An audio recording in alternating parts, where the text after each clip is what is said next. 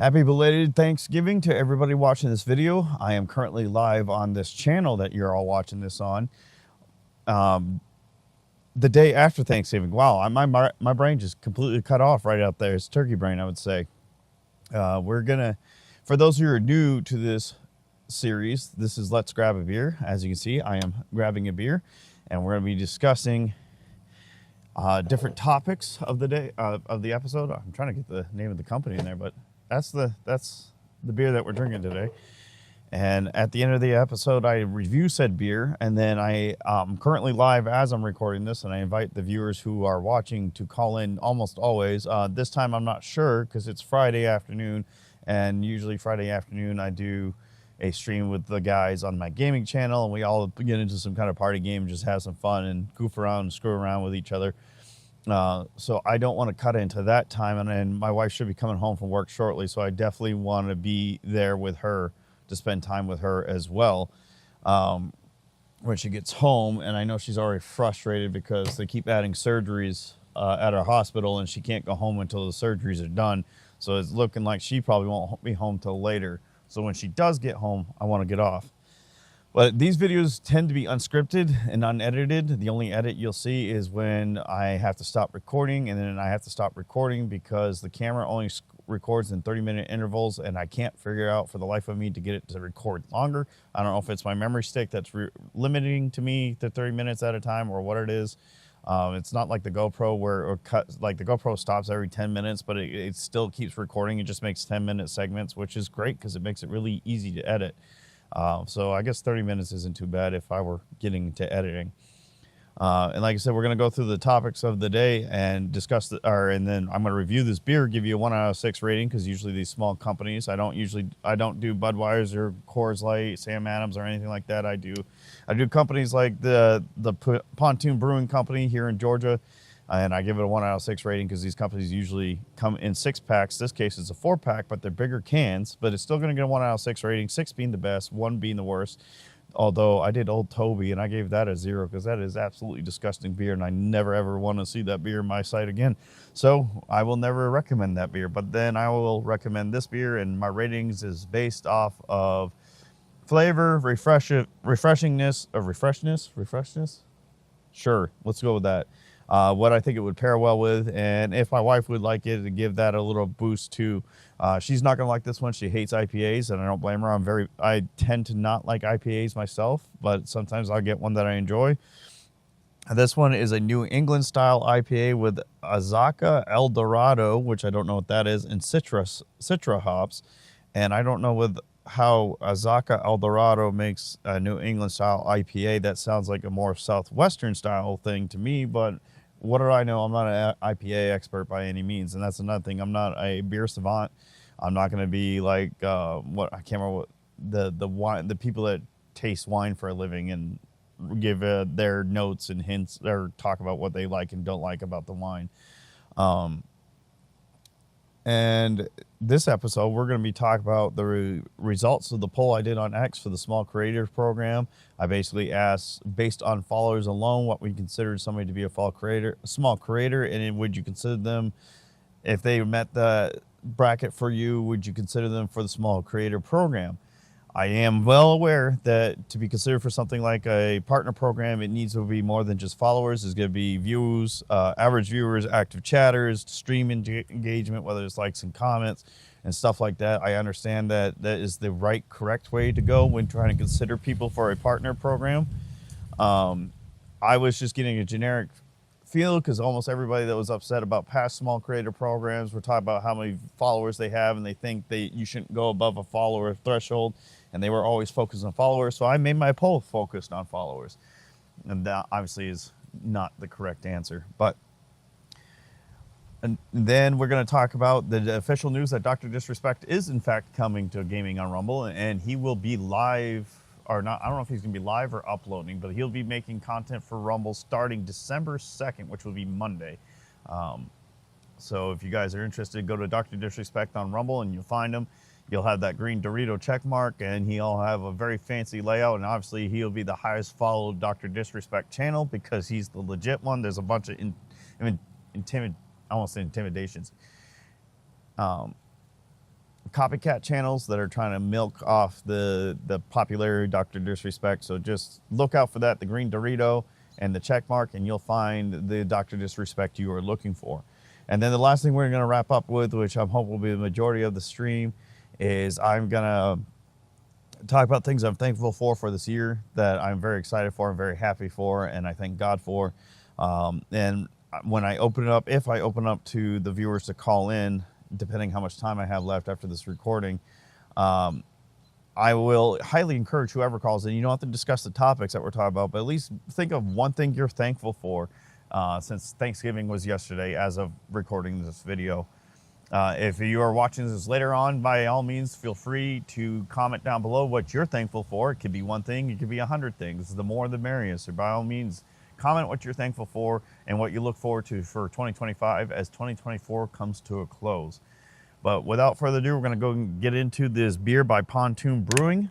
I'm not going to lie, I mainly got this beer, not because I didn't even realize it was an IPA until I got home because of the Otter, for the Otterman Empire. If the Freedom Otter Show ends up seeing this, I was thinking of you when I picked this beer up. So this is not going to fit into my wicked good pub glass from Maine. Great for sodas, beers, and hard liquors. It is my trusty glass that I use for almost every episode of Let's Grab a Beer. Though coming 2025, that may change because I'm looking to get my own personal mugs made to sell to you guys. So if you want to get yourself some REDCON1 TV or Let's Grab a Beer merch. Oh, this is almost going to fit in there, but it didn't. So we'll have to drink that down. We'll set this up here. The wind's really high, so I don't know if that's gonna be able to stay up there without being knocked over. So first initial impressions.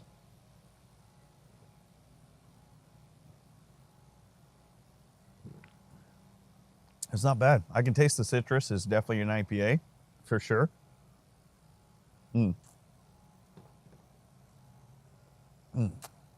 Not bad at all. It's definitely not a beer I can guzzle. At least not right now with my turkey belly I got going on right now. But without further ado, since we already tried out the beer, and it's actually very refreshing too. Probably not something I should be drinking on a chilly Friday afternoon in the fall as we approach winter. It's a little chilly out here tonight. It's cutting through my pants and my legs are getting chilly. But we're going to go ahead and get into the first topic, which I plan to go through the first two topics pretty quick because I kind of covered this all in episode 18. I don't really need to get into them a whole lot in this episode. But when I have chatters pop off in chat, or if they call in later and they want to throw their input, and we'll discuss further into that from there for the live portion. The reason why I do the recording is I do a lot of before, after, and sometimes in the middle for the live stream. And the live stream can go on to, I think the longest one we had was like 6 hours long. I try to keep the videos less than 2 hours. Ideally, I would like to keep them under an hour. I haven't been very successful with that, but I'm going to continue to strive for that goal. This one should be on track for that. Though I am like the Kamala podcast, I can talk and do a lot of word salad and do a lot of filler words just to keep the stream going. It's just because I like to talk. It's kind of like therapy for me, honestly. That's the kind of why I brought up this format for this podcast. It's like a group of friends hanging out at a bar after a long day or a long week at work, and they're just chatting about everything and anything that's happening in life. And sometimes it's big news that's happening in the on national news level or international level. And sometimes it's just whatever you feel like talking about at the time because, you're just kicking back and relaxing. And like I said, keeping the spirit of Thanksgiving. And we're going to end with the things that we're thankful for. But the first topic we're going to go through, and for those who are watching live, I'm going to drop this link in chat so you guys can see the results for yourself. That is not the right button I wanted. Results for the poll I placed on X, I also paid to promote it, full disclosure. So if you're wondering how I got so much engagement on said poll, that is how. Is doing it through that. So for those who are on Kick, X, or YouTube, for some reason the message did not go through to you all. I think YouTube is because I don't really have the ability to chat on my YouTube channel, the channel that I'm on right now. X, you just don't have integration for chat from Rumble Studios yet, and same thing with Kick. Oh, there's YouTube. So it's just going to be Kick and X that will be missing out. Let me go ahead. I'll just retweet this. So if you're watching on X, you just have to go to my profile and you'll see it. Like I said, Kick, you're just SOL because Kick sucks. You guys don't update anything ever. That's what I don't get about when people complain about Rumble not updating things. Rumble like updates things almost every week, whereas Kick hasn't updated a damn thing since it launched. So they still got coming soon for their tags, for crying out loud. And the creator dashboard is probably worse than Rumble was when I first started. Anyway, enough complaining about that. We're going to focus on what we're grateful for. But the results, so I'm going to read off the post, and then I kind of give you more background on my thought process behind this, and then give the results and what my thoughts on the results are as well. So I had a conversation with Daramuth. He does his own podcast where he invites random guests on to discuss pretty much the same principle, except he tends to avoid politics, which is understandable. He not saying he forbids politics on his platform. He just doesn't get into politics. Like, it's not the primary focus of his stream. And he just talks about like content and content creation, the world of Rumble and stuff like that. That's usually his lane for his podcast. We were getting a discussion about at this time was a possibility of Dr. Disrespect coming to Rumble. A lot of us were pretty certain it was him. Chris teased it enough. Dr. Disrespect also teased it a little bit. So we were all pretty certain that it was going to be him. So when it was announced, we weren't surprised, but a lot of people were excited. Nobody was shocked, except for those who weren't paying attention at all. We all figured it was coming. Daramuth was talking about some concerns of, one, signing on another big creator for gaming instead of not an in-house creator that has been working their butt off for Rumble. Again, I do understand that viewpoint and that complaint. However, I also understand why I personally think going with somebody like Dr. Disrespect, as far as numbers alone, we're going to remove him from the controversy for now. Why I think that was a really good, smart move from Chris. And like I said, we'll get into that when we're talking about Dr. Disrespect himself.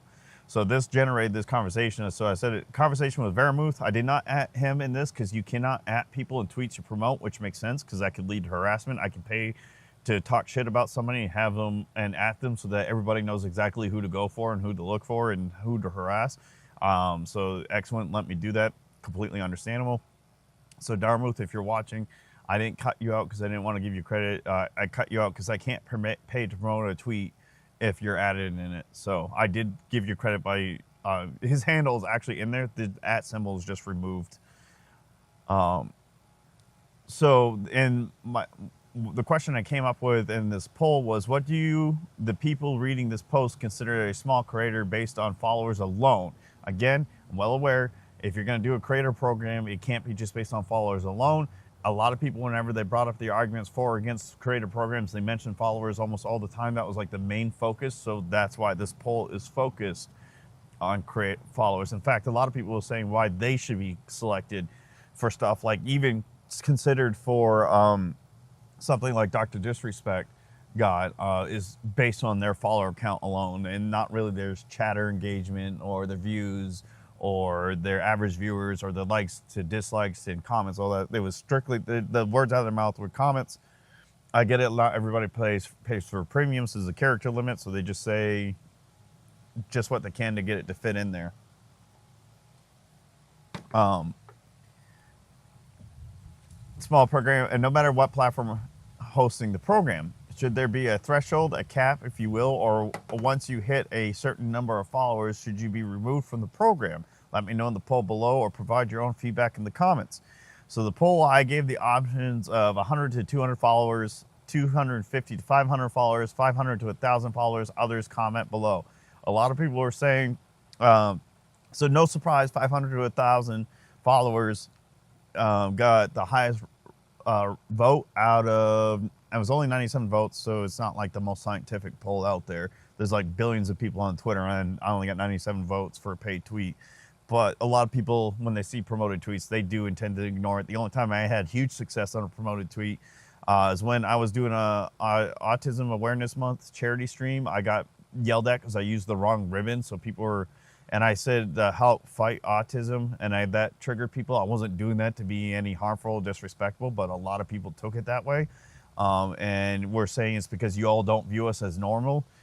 But I seriously didn't mean any harm, but it triggered enough people to respond to my promoted tweet, and they said it was disgusting that I paid to promote it to grow my own numbers. That was not the intent.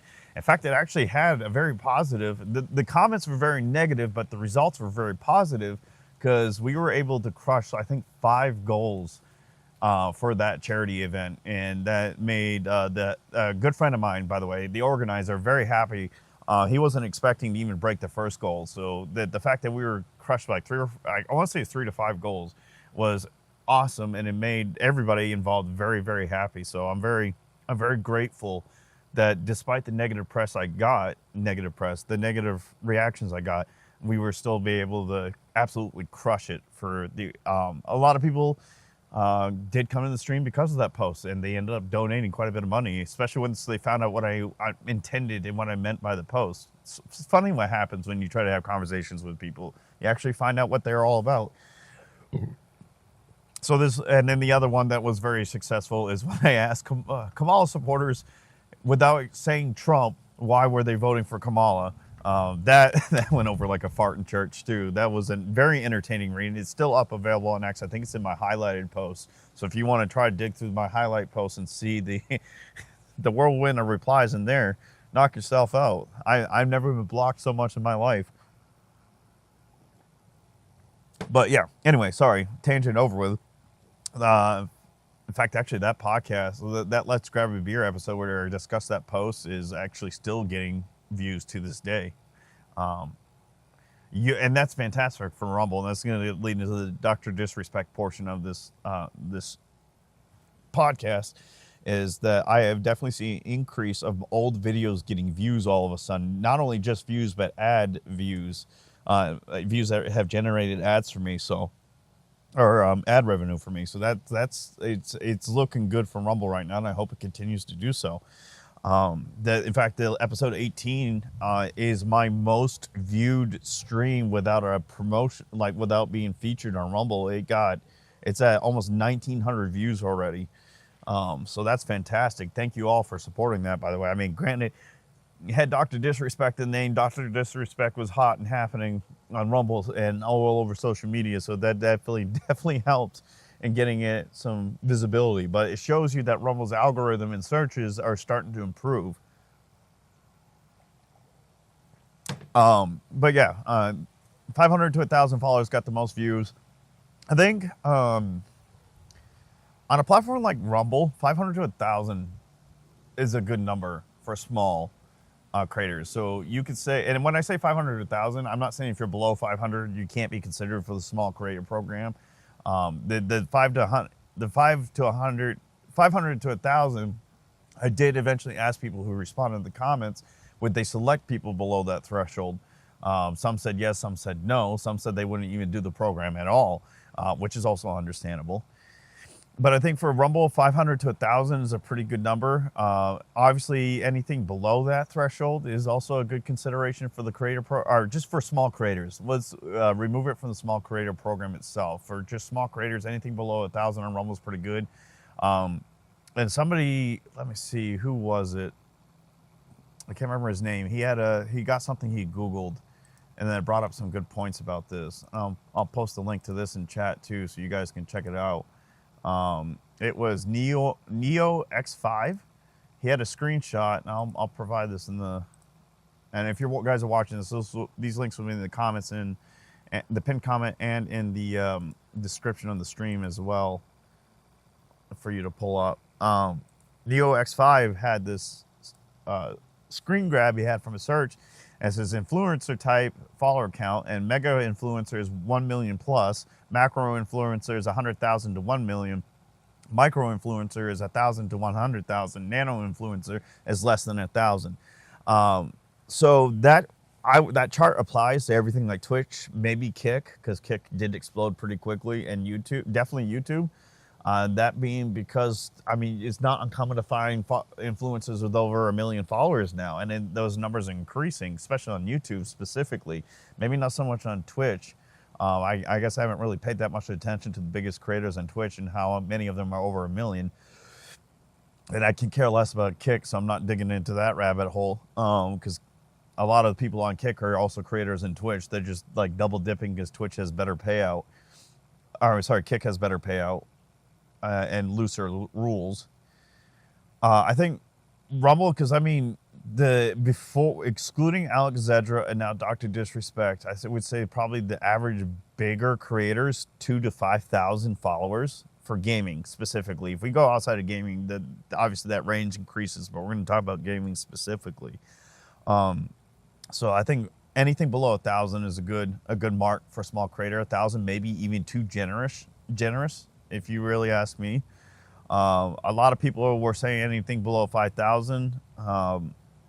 And I asked a question like, now it was like, I think it was True Cinema. He was the one that had like the most sensible response, or was it Patty's? I mean, him and Patty and him both had some pretty sensible response. No, Patty had one and True had one. So one of the we'll talk about True's response. He was talking about it should be a tiered system. Obviously, if you get above, if he, I think he said his cap was gonna be 5,000 for and less for small creator.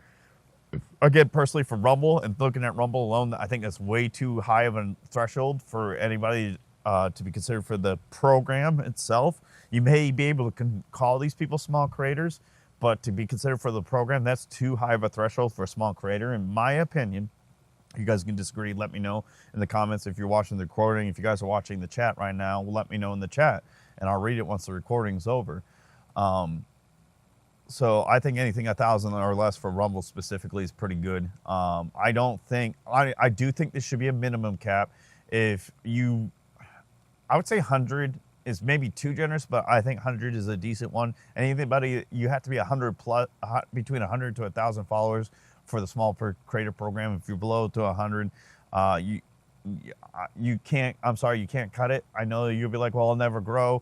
There's ways to grow. I mentioned it in episode 18. A lot of these people complain about how Rumble isn't treating them fairly. Rumble doesn't care about small creators because they themselves aren't doing well. They're also the people that do little to no work to promote their content. I'm not going to go down that rabbit hole again because I've beat that dead horse enough. I'll probably mention it again tonight during my gaming stream.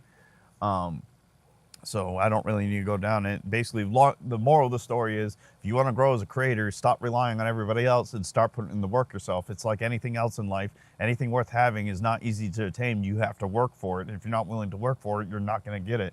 And nobody's going to give it to you. So stop trying to ask for handouts. There's a reason why the election went the way it was. Everybody was sick of everybody trying to get handouts. We are working hard for our stuff. Why is everybody getting the stuff we worked hard for? I don't know what Chris has in mind. It's probably going to be over 2,000 followers. It'd probably be under the under the 5,000 follower threshold for the program, mainly because whether you like it or hate it, Lumpy Potato, Silver Fox, they're well above the 1,000. I know Lumpy, I think he's in the 2K range. I've hung out in streams. I just don't watch his follower count anymore. Silver Fox, he's well over 1,000. I don't know if he broke 2K yet or not. So they're gonna definitely, especially for Lumpy specifically, gonna open up so he can join. He probably will be like the head / ambassador for the small creator program because he is an OG Rumbler. Like it or hate it, he is an OG Rumbler. You can say it's favoritism, is because you can say he sucked up to the Rumble staff. I say it's a mix of right place, right time, both physically and online, because he's located in Florida, so that helps him a lot. And it's also, I'd say, because he has charisma, whether you like his content or find it entertaining yourself personally. He has a pull. There's a reason why he's growing. I mean, I've been featured 3 times. The first time I was featured, I had over almost 200,000 views on that stream and only got 63 followers. So, yeah, these people that think that if they get featured, they're going to explode in followership and viewership and stuff. You're not going to. If you don't have the drive and the motivation, you're just going to plateau. I mean, I've plateaued recently. I've seen a spike since the Dr. Disrespect announcement, but we'll see how long that lasts for myself. And if I start failing, I'm not going to blame Rumble for that. The only way I'll blame Rumble is if I find it's obviously mismanaged, this whole momentum that they gained and things fell flat on their face. And everybody across the board is starting to see the dip now that this peak hit, like this high hits, and then we're going to see this massive dip if Chris and them don't manage as well. I have confidence that they will, but we'll see what happens. They're going to give Dr. Disrespect a lot of leeway and pull when it comes to gaming, and I believe whether or not you like him, whether you don't like him because of his content or you don't like him because of the controversy, he has what it takes to make good content. You don't necessarily have to like him, and I don't necessarily disagree with you if you don't like him. But he is successful for a reason. And despite the amount of controversies he keeps finding himself in and the many times he's been banned and removed from streaming platforms, he's still going strong. So got to give it to him. He got it. He's got it. Again, you don't have to like it. It's just what it is. So me personally, I think for the small creator program, I think creators 1,000 less, probably no less than 100. 200 would probably be ideal for Rumble specifically. I know it's going to cut a lot of people out. Hell, I mean, if he puts it at 500 to 5,000, that's fine with me, or even 600. I'm doing this on purpose because I'm at 591 or 92. I don't remember where I am for gaming. But I also hope Chris doesn't limit it to just gamers. I hope he opens this creator program up to all creators on Rumble, regardless of category, because a lot of gamers got a lot of love in the past small creator programs, and I can understand the frustrations for everybody else that's not a gamer. And I believe Chris absolutely, because this is gonna be a permanent thing, and it's gonna he's gonna have a lot of milestones and thresholds set to be able to even apply. And then after apply, I hope they vet very seriously and do the due diligence before accepting people, especially if they plan to promote these people. I think this will definitely open a lot of opportunities for creators who are not gaming.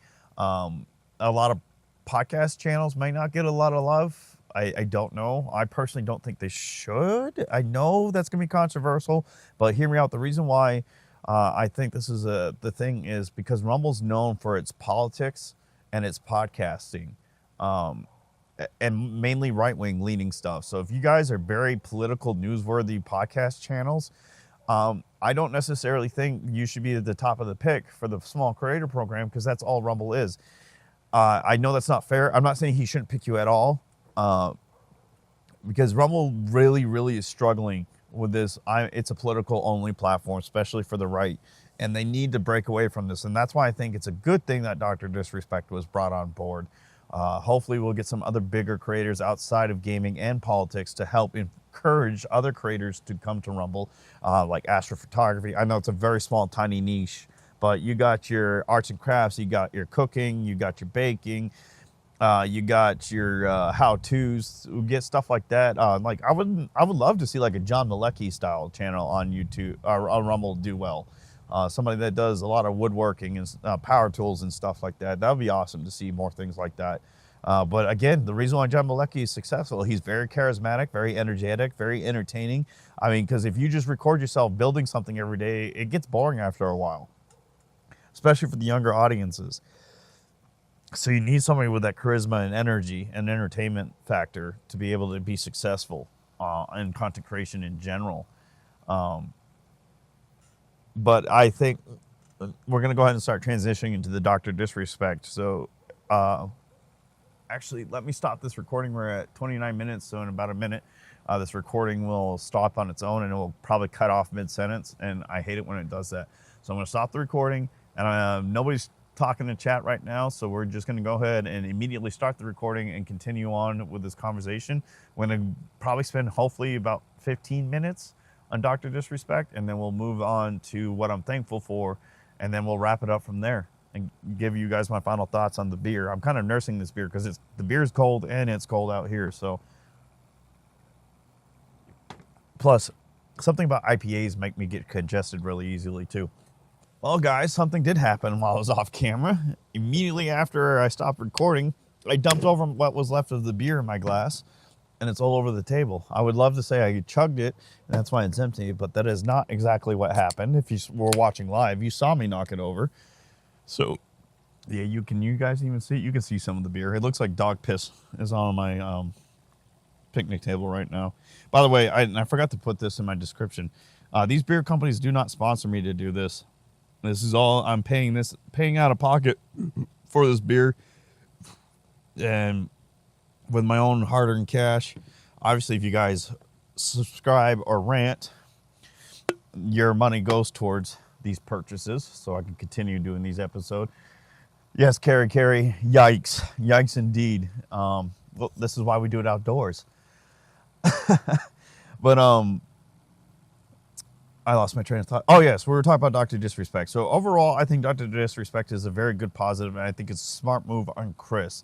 I know he's got the controversy of having inappropriate conversations with a minor, as I said in episode 18, and in some of my gaming streams since the announcement has taken place. I think it's disgusting that he had inappropriate conversations with this minor. The specifics for said conversation haven't been released, so I don't know if it's as simple as him making inappropriate jokes to this person, or if he was full-on flirting with this individual. As far as I understand, nothing physical ever happened. I don't even think they even met in person, at least not in that way. I guess they might have met up at some kind of convention or something. They didn't hook up, if you will, because he did go to court over this. He was found innocent. I don't know if there was lawsuits involved, but he's not criminally charged. He's found innocent in a court of law. And I trust Twitch staff as far as I can throw them. A lot of the controversy behind this is kids are not supposed to be able to use the DM feature on Twitch. In fact, kids are not even supposed to be on Twitch at all. Twitch does tend to put a blind eye to it all, like with people like Amaranth and actually she's probably one of the worst ones. The ones that do all the nipple slips and kitty cat slips, if you will, and are exposing themselves and get like a slap on the hand, and then they're back on Twitch all of a sudden. Because you know what my personal opinion on that is? I guarantee not necessarily physical sexual favors, but I guarantee sexual favors have been traded with Twitch staff to ensure these creators can stay on the Twitch platform. I wouldn't be surprised if that comes out eventually. We're going to have our own Diddy tape / Epstein Island scandal on Twitch. I guarantee it. Because anytime a guy does something like that, they're banned and then almost always never coming back. And if they do come back, it's after months, maybe even years of timeout, basically. So, I am well aware, Dr. Disrespect, it was unfaithful to his wife. He did cheat on her. As far as I know, the individual he cheated on his wife with was of age.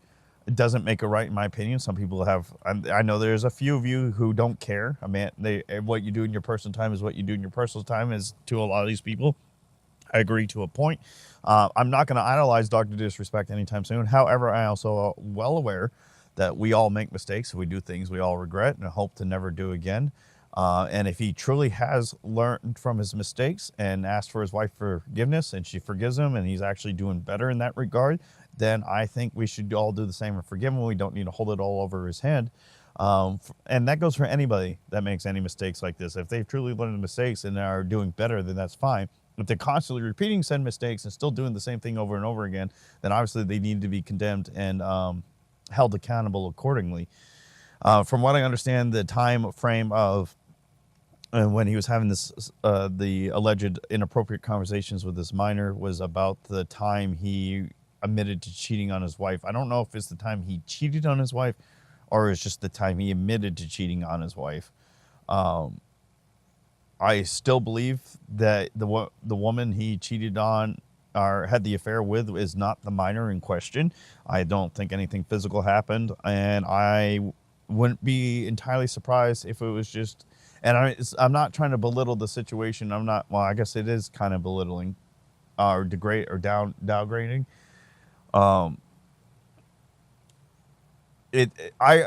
Let's put it this way. I'd much rather find out somebody was having, I gotta be careful how to say this because people are gonna fly off the handle, especially those that are parents.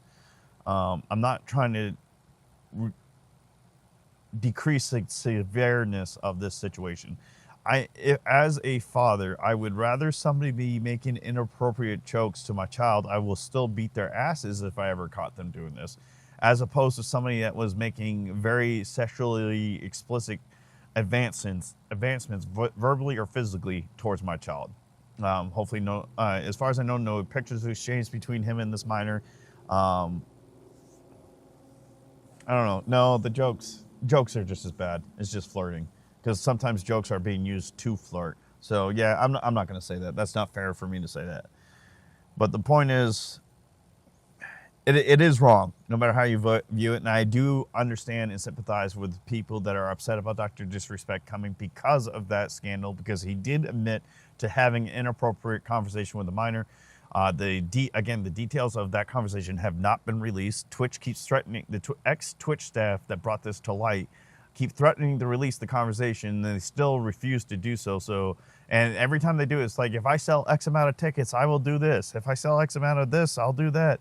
So that also decreases the credibility of these stories, in my opinion, because these people are clearly doing it for clout and money. They know they have failed and they're for more employment, so they're trying to take advantage of the situation and make a name for themselves and monies elsewhere.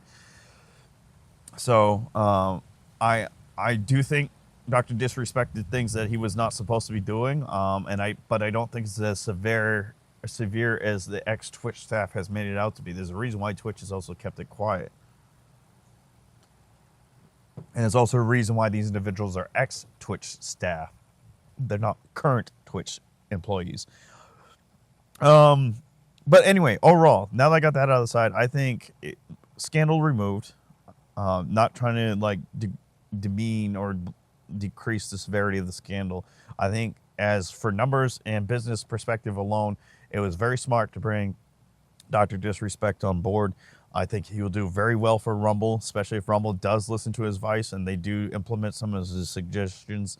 He has already created a massive bump to Twitter, or to Rumble, since his announcement, whereas REDCON and Kai Cenat did not really bring a bump, at least not in the gaming world, as far as I'm aware. I never saw an increase when they got signed on. In fact, I just saw REDCON was just a very laid-back, looked like a pothead to me, just constantly high on stream. I didn't really have any issues with him, except for that one little scandal I had where I say scandal, one little situation when I had a little too much to drink and started a little uprising in his chat to the point where I was being attacked by his viewers at one point. So, but REDCON and I ended up being pretty cool about it afterwards. I mean, it's not like we're buddies and I'll be doing collab streams with him anytime soon, but he was pretty cool about it after I explained what was going on. And so were a lot of his viewers, specifically one of his moderators. We ended up talking offline for a bit after that whole situation took place.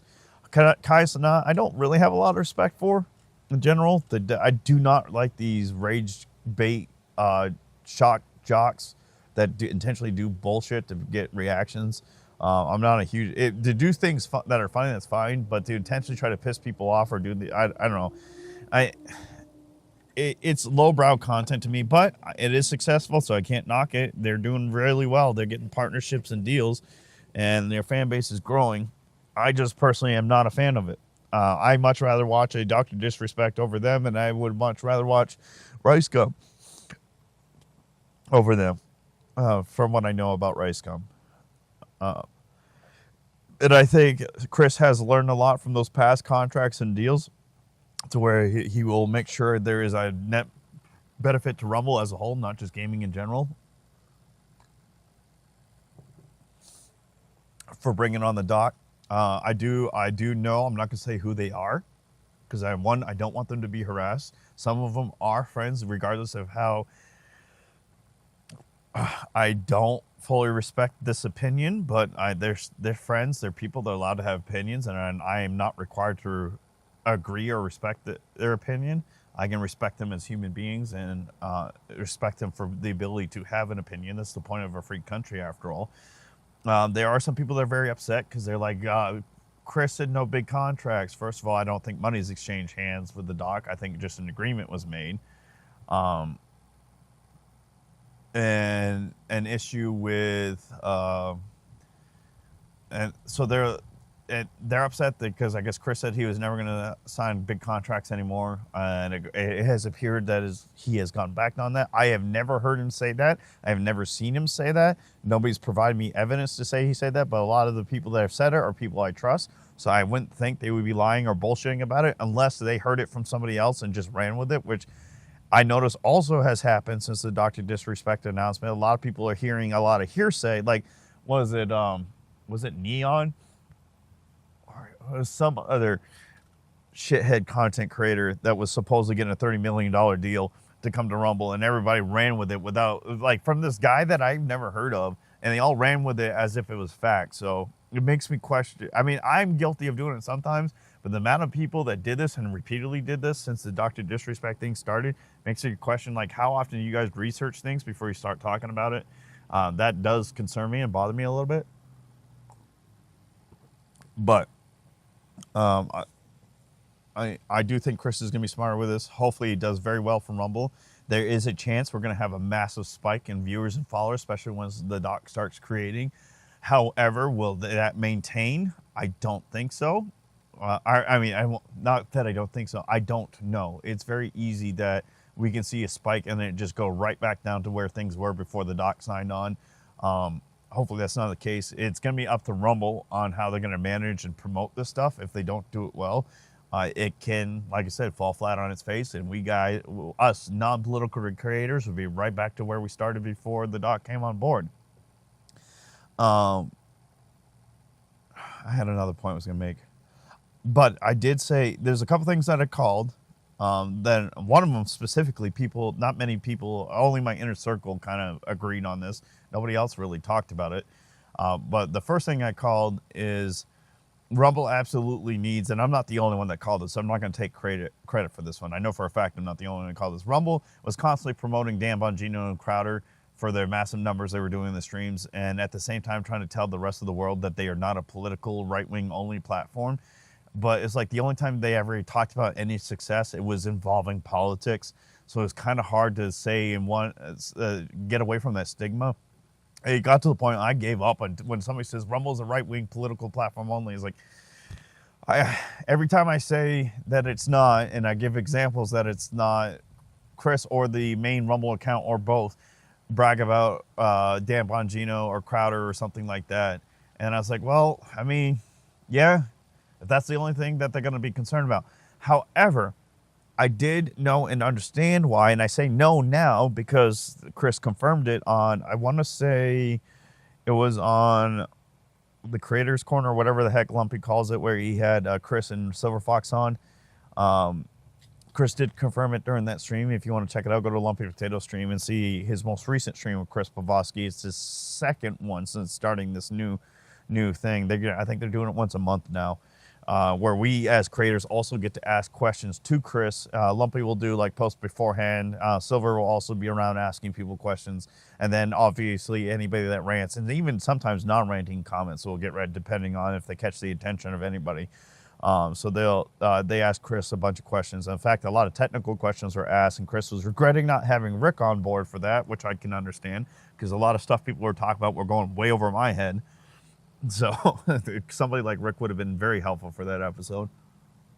But the thing that Chris confirmed was I was saying, I want to say as early as March last year or this year, maybe a little later than that. I would say no later than June.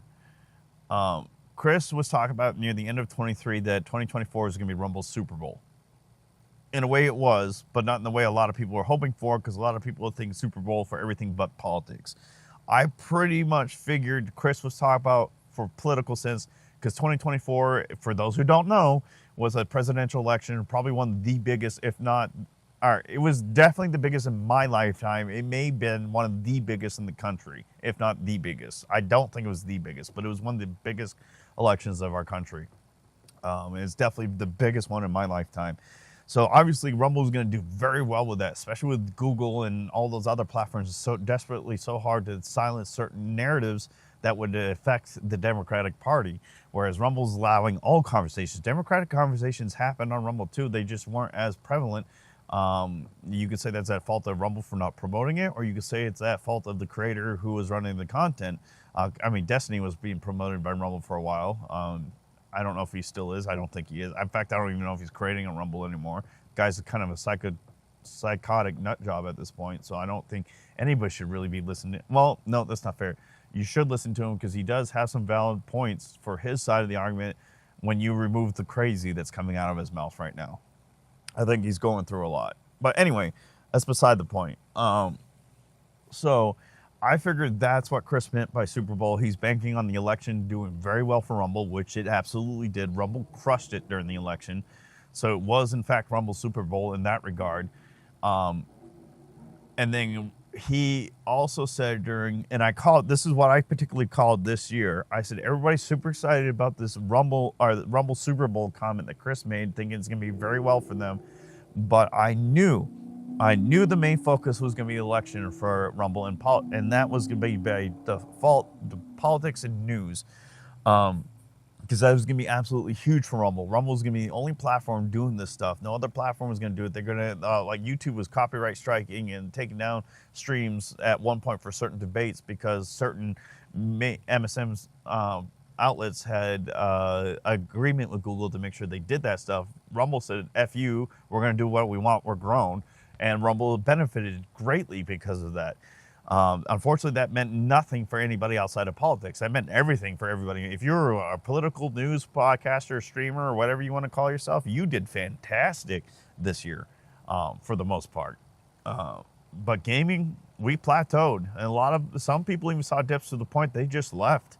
Or I say left, they haven't created in general in a while.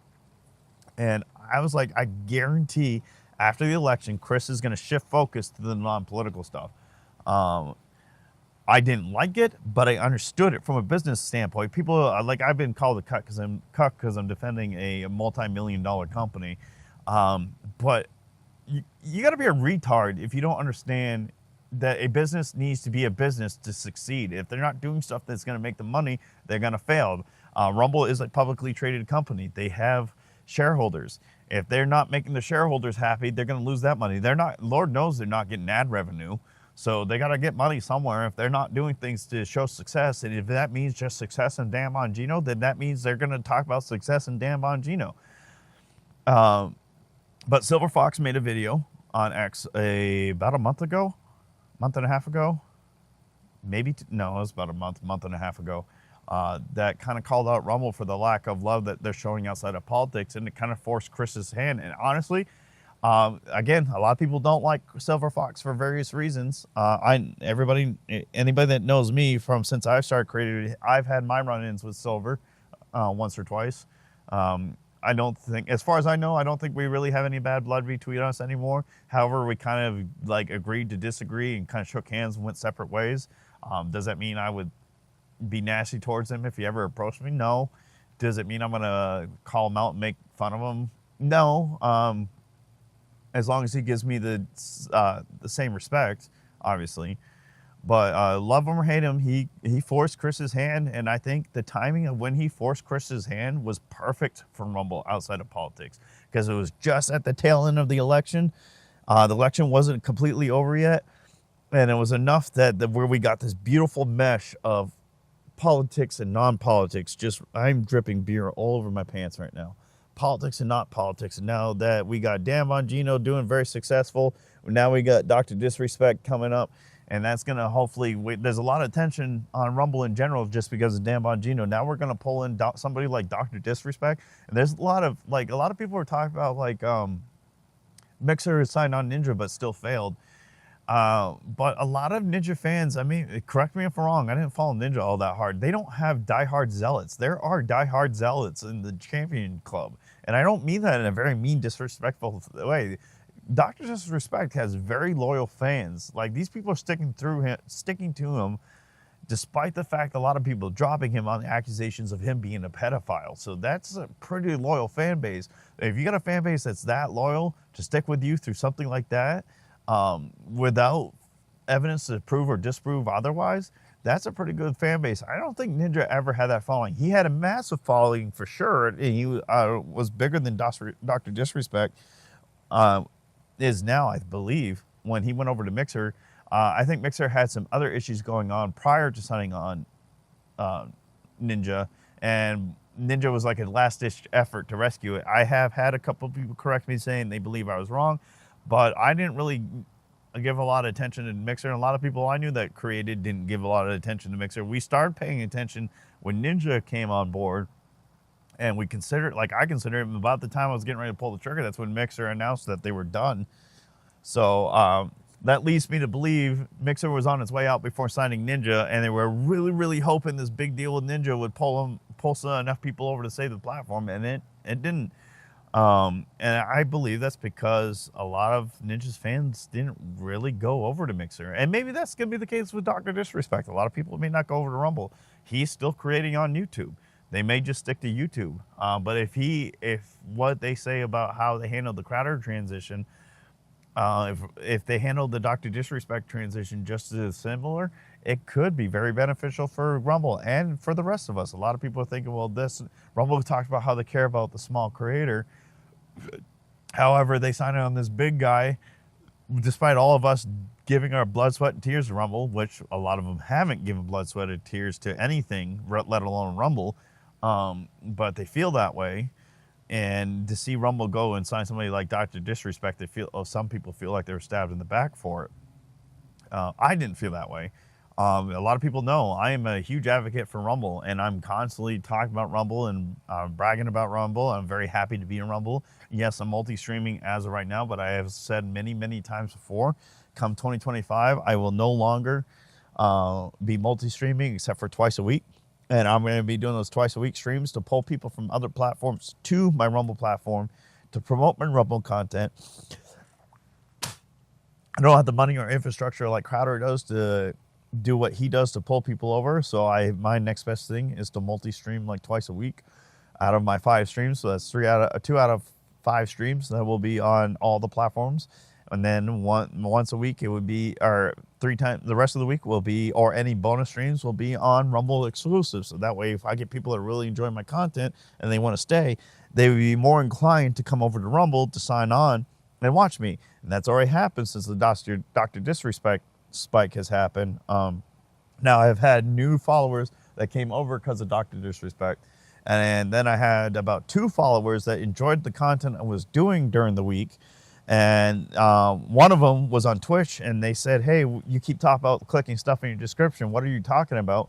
I said, oh, that's my description on Rumble. That person made a whole new account just so he can come over to Rumble and hang out with it, because my Twitch chat was pretty much dead. I have almost 500 followers on Twitch and hardly anybody ever chatting in there. And usually when I do, it's somebody trying to sell me art or something. So they saw that. They see my Rumble chat popping off. So they come over. They're hanging out with Rumble chat, and they now can click the links in my descriptions and all that good jazz. And now this person's talking about looking into creating on Rumble. So it works. I had somebody on YouTube. He asked me how often I stream War Thunder, and because he was there for my War Thunder content with Amasaku and Blues Nut. And sure enough, I told him, I was like, come January, though, there won't be any more War Thunder content on this channel. If you want to keep up, it's going to come to Rumble. He made an account on Rumble. So he can watch me on War Thunder. And because, again, my chat on Rumble is kicking now, more so than ever. I mean, there's always 3 or 4 people at least in my chat. But now it's really kicking off because of the Dr. Disrespect thing. And it's either because new people are coming to Rumble, or people that were on Rumble before are starting to come back to Rumble because they want to see what's going on. They want to be a part of, they want to be a part of it, or they're just curious to see how things are going. So that is bringing people over from the other platforms to go and check out what I'm doing. That's where I said last episode, I disagree with Chris when he says people feel like they need a multi-stream to be successful. You do need a multi-stream to be successful, especially if you're a non-political creator, because you're not going to be. As much as I love Chris and as much as I love Rumble, Rumble is a publicly created company. We saw what happened to X, which was Twitter. Elon bought most of the shares and eventually took over Twitter. And Twitter is now something it's the polar opposite of what it was back in when Jack Dorsey and I know Jack Dorsey wasn't really running it when Elon bought it, but Jack Dorsey's the one that created it. I guess it's more like what it was when it first started. I wasn't on Twitter when it first started, so I wouldn't really know. And something like that, God forbid, hopefully it doesn't. Something can happen like that with Chris. Or, God forbid, something can physically happen to Chris. And I don't want this, and I hope it never does.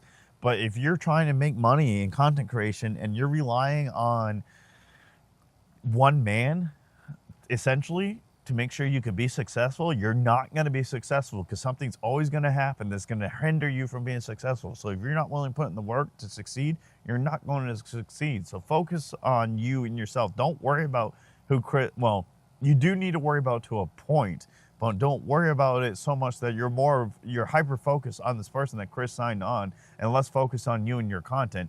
Look into ways how you take advantage of Dr. Disrespect coming to Rumble. You don't have to like Dr. Disrespect. You can still think he's a scumbag and believe he's an actual pedophile for all I care. It's not going to hurt my feelings. I learned a long time ago, this is a benefit of being a Christian. Don't idolize humans, because humans are flawed. Humans make mistakes. Humans do stupid things. I hope nobody idolizes me. You better not, because I promise, if you knew the dark history that I have, and my wife is already well aware, I made sure she knew before we even started dating, you guys probably would be shocked and horrified and be like, why am I following this man? So don't. I mean, I've already told some of the conversations, like on Pirate Panel, I mentioned some of the stuff. Like one of them, I messed around with a married woman. Not proud of it. Never hope. If I had to go through it again, I hope I would. I hope.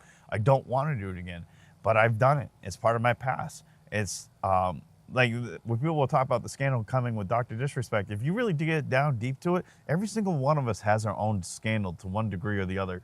Whether it's a scandal that's just going to make us look like a hypocrite, enough to discredit us as a human being, especially if you're too busy trying to hide it from the world, or it's a scandal because you actually did something horrible that the rest of the world is going to shun you immediately if they ever found out. Mine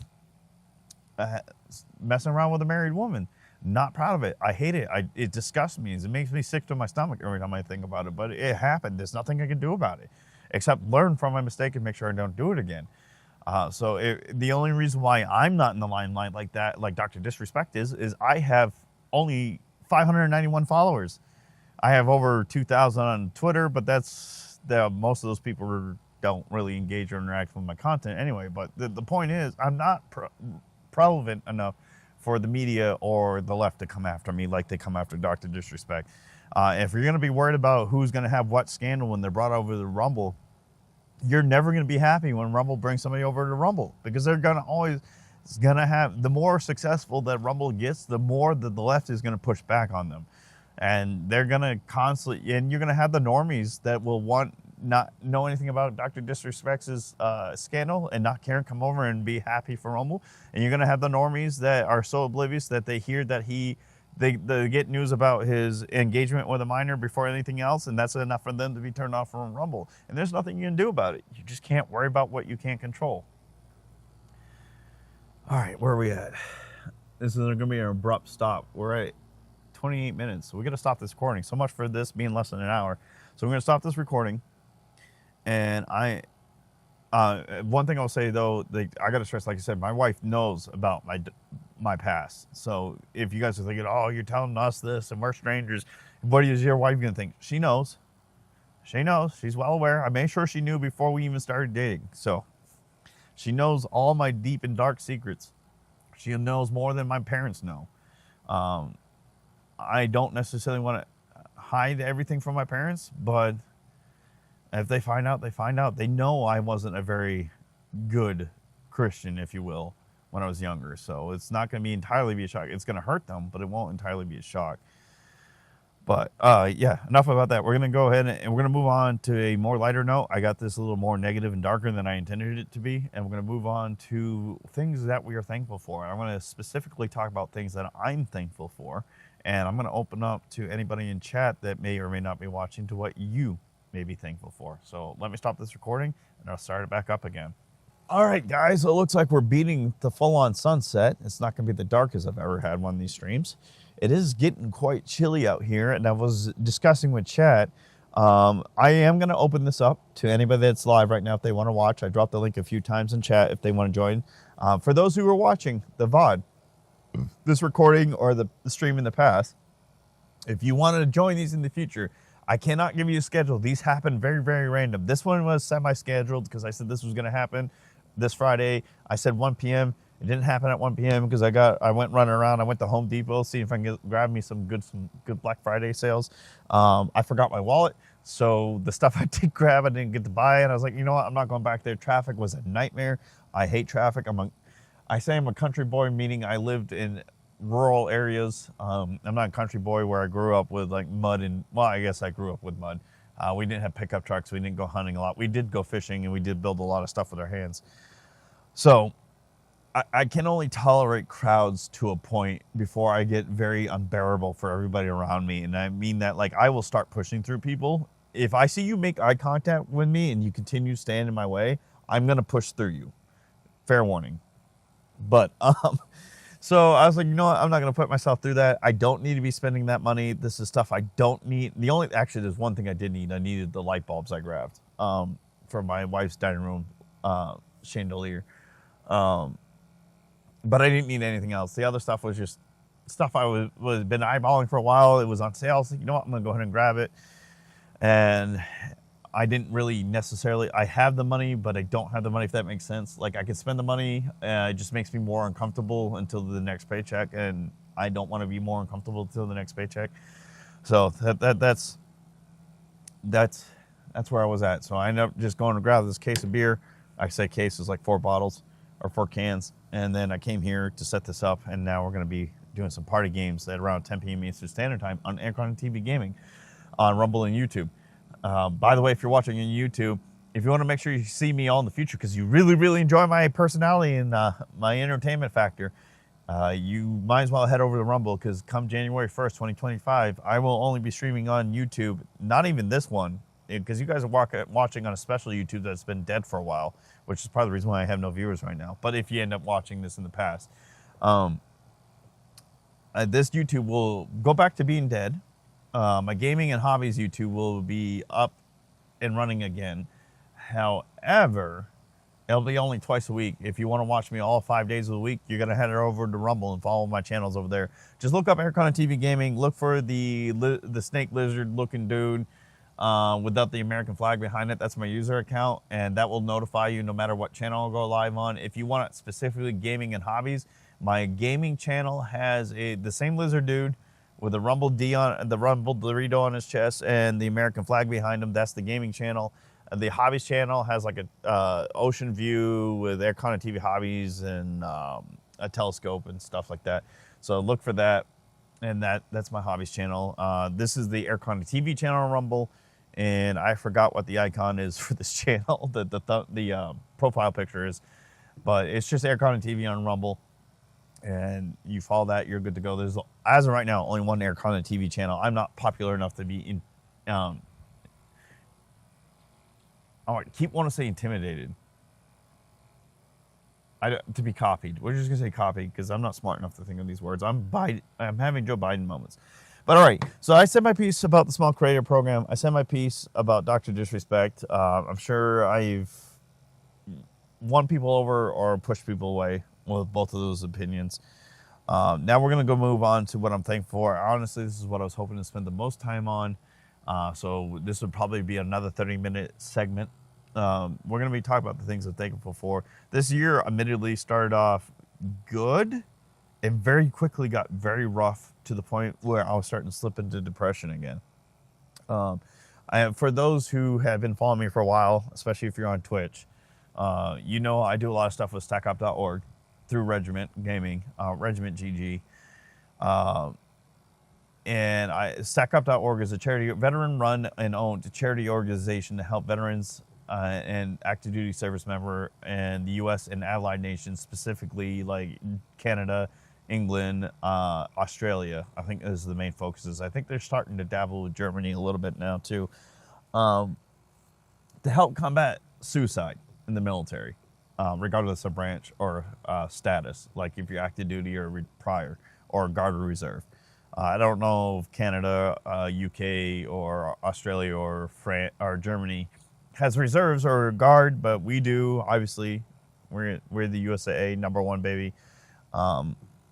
So I'm still raising money for Stack Up. If you're in my gaming streams and some of my hobby streams, you'll see a bot pop up about donating to StackUp.org. I used to push it really hard. I used to do specified gaming events where I donated my own money to do giveaways. I never had any giveaways donated by companies or other people. I used my own money to pay for these things and to do a big, massive giveaway at the end of each year. I'm not doing that this year because admittedly, I'm very burnt out. And one of the big things that I promote a lot, especially when I was doing work with Stack Up, is for those in the military, especially those involved in combat roles. I know a lot of us have been told, I mean, I've never been in a direct combat role. I got on a combat style deployment. I'm saying style because I was what the Army calls a FOB-it. I never left the FOB, but I still got some combat training before I even left. This was in Iraq when I was a young airman back in 2007 through 2008. One of the first things they told us is if your buddy gets hit in a firefight, do not treat your buddy, finish the fight, and then treat him, because you're doing nobody any good if you get taken down in the process. Now you're both down and out and nobody's there to take care of you. And then your buddy's going to die because of that. That principle applies to suicide awareness. If you're if your buddy's down and out, but you're starting to struggle yourself, finish the fight first and then help your buddy. I'm not saying completely abandon your buddy. Obviously, by continuing the fight, you're helping your buddy because you're ensuring you don't go down and he's still being protected so he still can hang on to what life he has left, or she. And same principle for those who are not in the military. If you've flown on commercial airlines, they always say secure your mask first before helping others. The reason behind that being you're not going to do anybody good if you pass out from lack of oxygen, struggling to put the mask on somebody that's panicking, kicking, and screaming. You want to put your mask on so you get a good, healthy flow of oxygen into your system before you help the person with kicking and screaming. Even if they go unconscious, they're not dead. They still have time to be saved. So it sounds horrible, but once they're unconscious, they're easier to help put the mask on because they're not kicking and screaming and fighting you. That's basically what happened this year with Stack Up. I'm still a big supporter of Stack Up. I'm still trying to save earn as much money as possible for Stack Up. But I took a step back because I was starting to struggle myself. I got things going on in my personal life with my family, both immediate and extended, that has worn me out. I've had a lot of stress with the political environment and the global environment, if you will. Obviously, you guys would understand why that would be if you pay attention to the news and if you're aware of what I do for a living. And I was also stressing out, I am coming to the point where I can retire from the military. I cannot retire because the economy sucks. And obviously, I just bought it. One of the things I'm going to be thankful for in a little bit, but I just bought myself a truck, and I can't exactly stop working if I expect to pay this off and not have it reclaimed from me.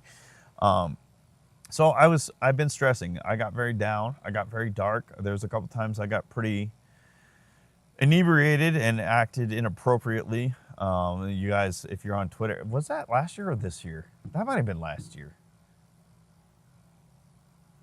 Regardless, I got very inebriated and I did not act appropriately, and it caused some issues with friends, community, and luckily not with work or family, but it was enough to be a wake-up call for me to rein that back. So again, I'm still a big proponent and supporter of Regiment 2 of Stack Up, but I've had to take a step back to take care of myself and focus myself, because I found out I was giving up too much of myself at work, too much of myself into Stack Up, too much of myself into other things that are going on in my life, that I had to take a step back so I can finally take care of myself. I'm actually, for those in the military, I'm going to mental health to get some help.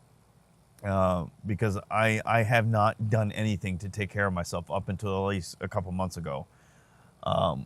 And a lot of it, me being tired, if you've seen the streams when I've talk about how tired and exhausted I am, that's because of everything I was going through. I also found I'm vitamin D deficient, which is part of the reason why I'm outside today. I mean, I always do let's grab a beer outside regardless of if it's cold or not. If it's raining, I don't do it because my equipment would not survive in the rain. But so the beginning of the year went well because I got a job ensuring I was going to be able to retire where I'm currently living. I wasn't going to have to move again. I wasn't going to have to uproot my wife during a time where her family's going through a lot. And I wasn't going to have to sell a house that I've put a lot of money and work into. And I have 3 dogs that, depending on where we would go, more than likely would not be able to go with us.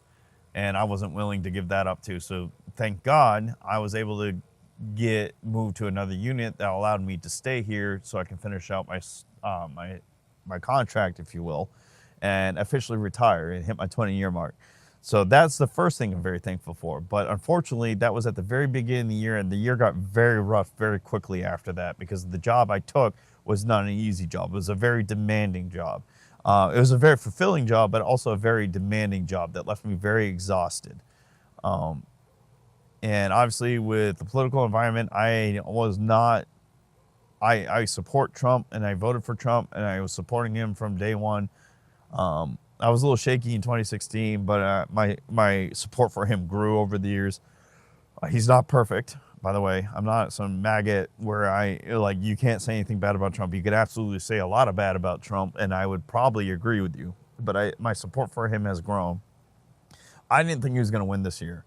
I thought a lot of shady business was going to be done. Whether you can say it's cheating or stealing, I'll leave that up to you guys. But I knew shenanigans were going to happen, and the chances of him winning was very slim.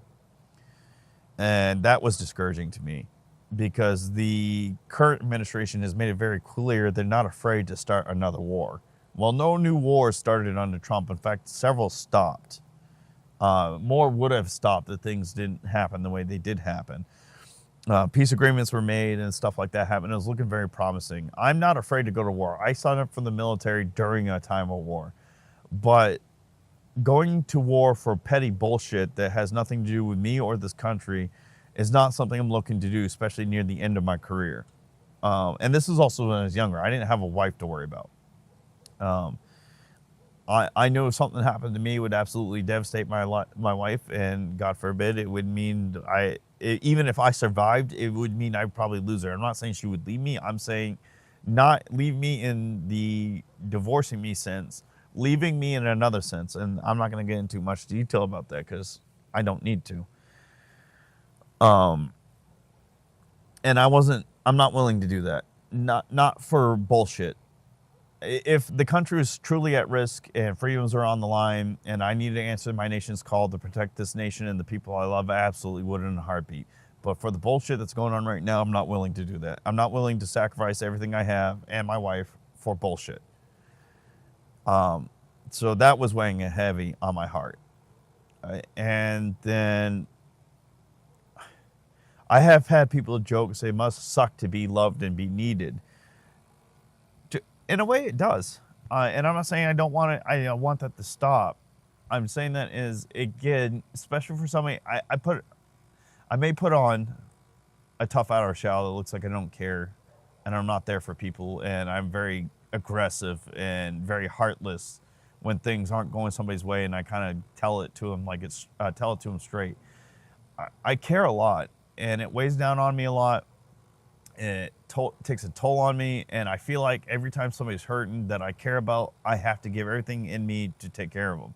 That's another thing that took a lot out of me. Both, I have had some viewers that I care a lot that went through some stuff, and I was literally staying up till like 2 o'clock in the morning chatting with them. It was like 3 or 4 of them, and I was waking up for work 3 hours later, exhausted, going to a job I was dreading, and it was taking a toll on me. And then I was coming home to a family, I'm not going to say which members, going through a lot, and I was also talking to them a lot. And I wasn't getting physically sick, I was getting mentally sick, I guess. And I was getting exhausted. So the year was rough.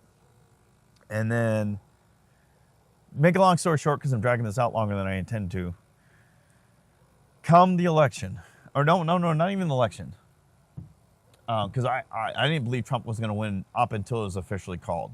Even after the decision desk called it for him and he made his victory speech, I didn't believe it.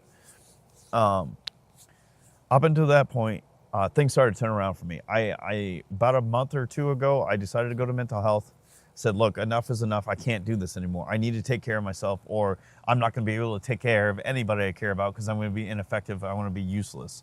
And then the useless feeling I'm feeling now will actually become legitimate because I will be useless because I'm going to be shut down and turned off. I wasn't hanging out with my friends anymore outside of gaming. I was part of a Jeep club. I was doing basically every event that Jeep club did, I was there. Every meet and greet they did, I was there. I have not seen them since COVID, basically. Maybe a couple handful of times. I haven't been to any off-roading trips. I haven't done any charity events really with them. And it was bothering me because I missed that stuff.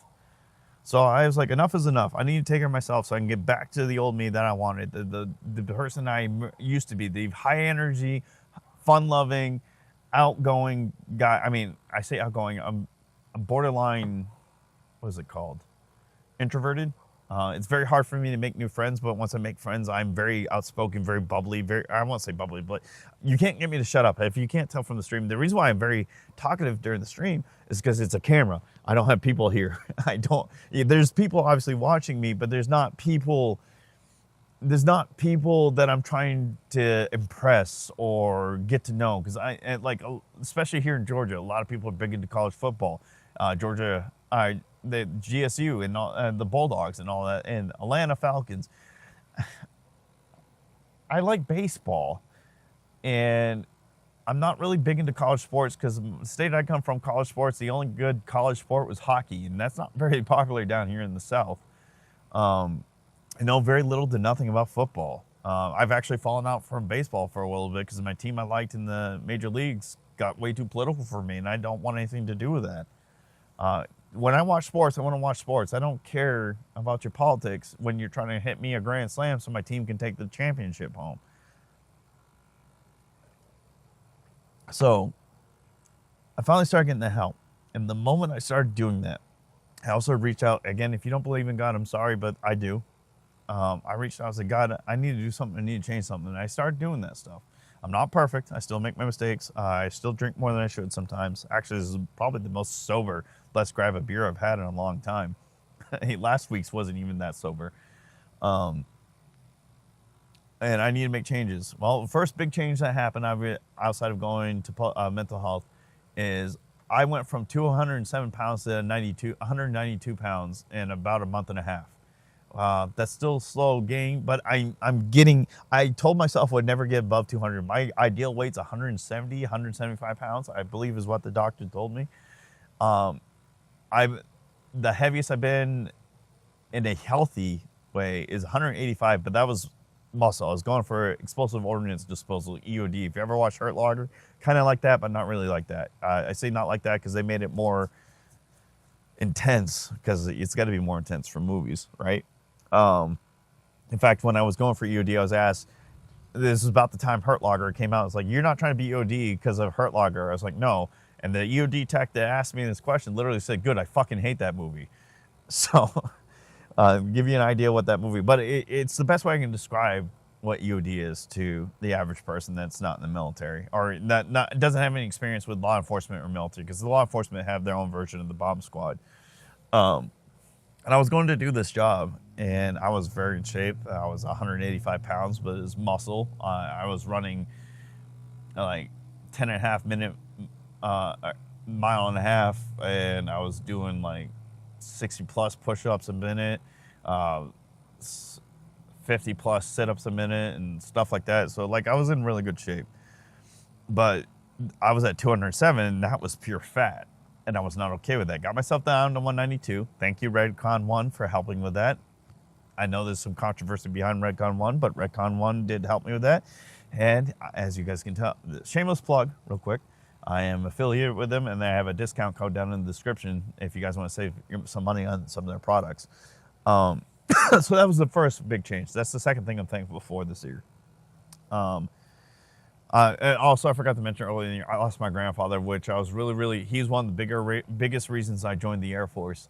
And I was really hoping he'll be here for my retirement next year. Unfortunately, cancer took him from me, and I wasn't able to have that. And that took a toll on me as well, which also led up to me finally getting help. Sorry, I was stroking back some tears there real quick. So I lost the weight. The two things I'm thankful for: getting the job to make sure I can retire here. I lost the weight, and then shortly after that, I got myself a brand new truck. Just in time, by the way, because my Jeep is now leaking coolant and oil, which is not great, and that means I don't have to fix it right now. I can wait to fix it, and I'm not spending money and time trying to fix it to make sure I can go to the work next day. How much? Is that 20 minutes or 28 minutes? We'll see in about 15 seconds. So I got myself a new truck, a Toyota Tundra 2024. Love it. I went with Toyota. I was originally looking at a Jeep Gladiator, decided not to do that because I was not thrilled with the fact that, one, Jeep is bought by Fiat, despite me being Italian, and I'm very proud of my Italian heritage.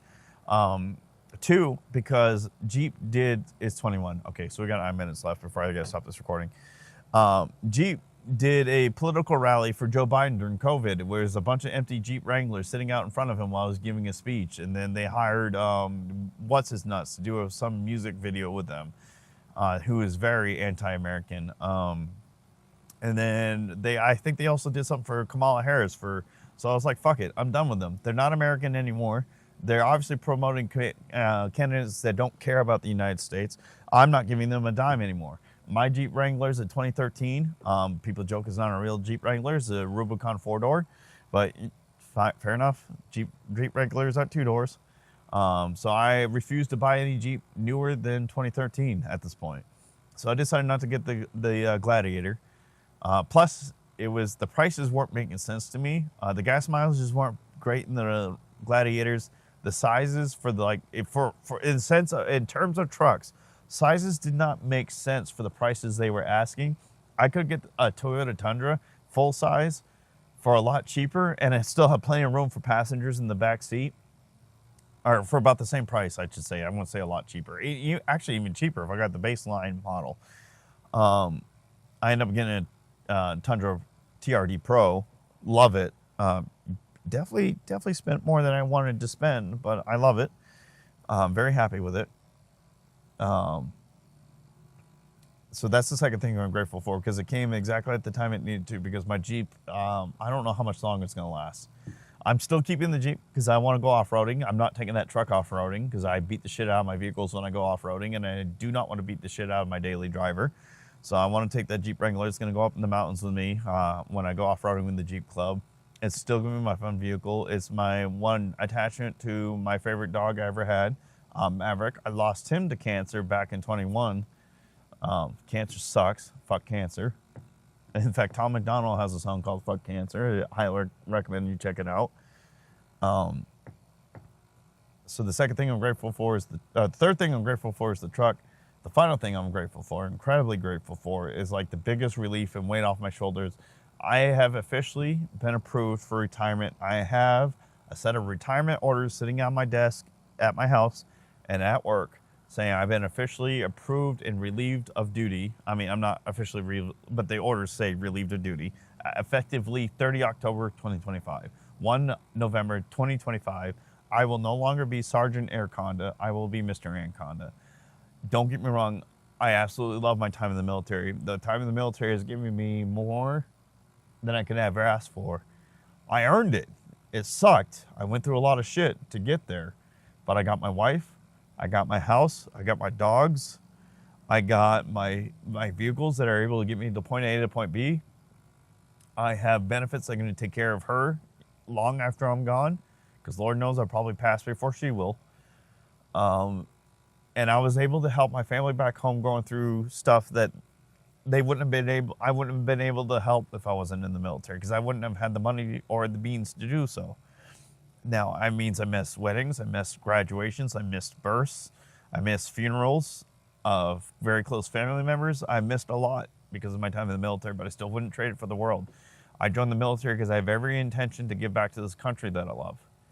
I still love this country, despite everything we've been through in the recent years. I still absolutely love this country.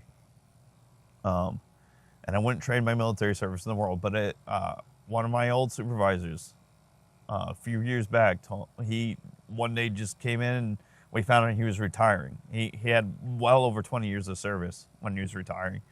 And I looked at him and said, what happened? You seem so happy. Why? Why are you? He goes, and Araconda, I'm not going to say my last name. One day you're going to wake up and you're going to realize it's time.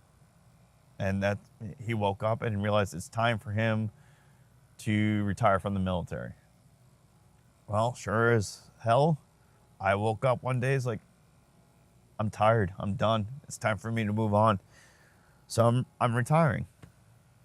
If the country actually came under attack and I had to protect those I love and the freedoms I enjoy, I would do it in a heartbeat. It wouldn't make my family happy, wouldn't make my wife happy. But I mean, what's the point of having something worth living for if you're not willing to protect it?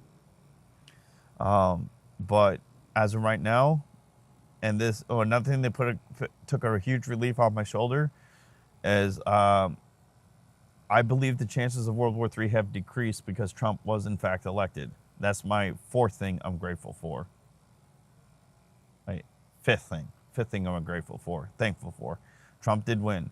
He's not perfect. He's not God. He's not Hercules here to save us. He's not Leonidas. But he is definitely what this country needs right now.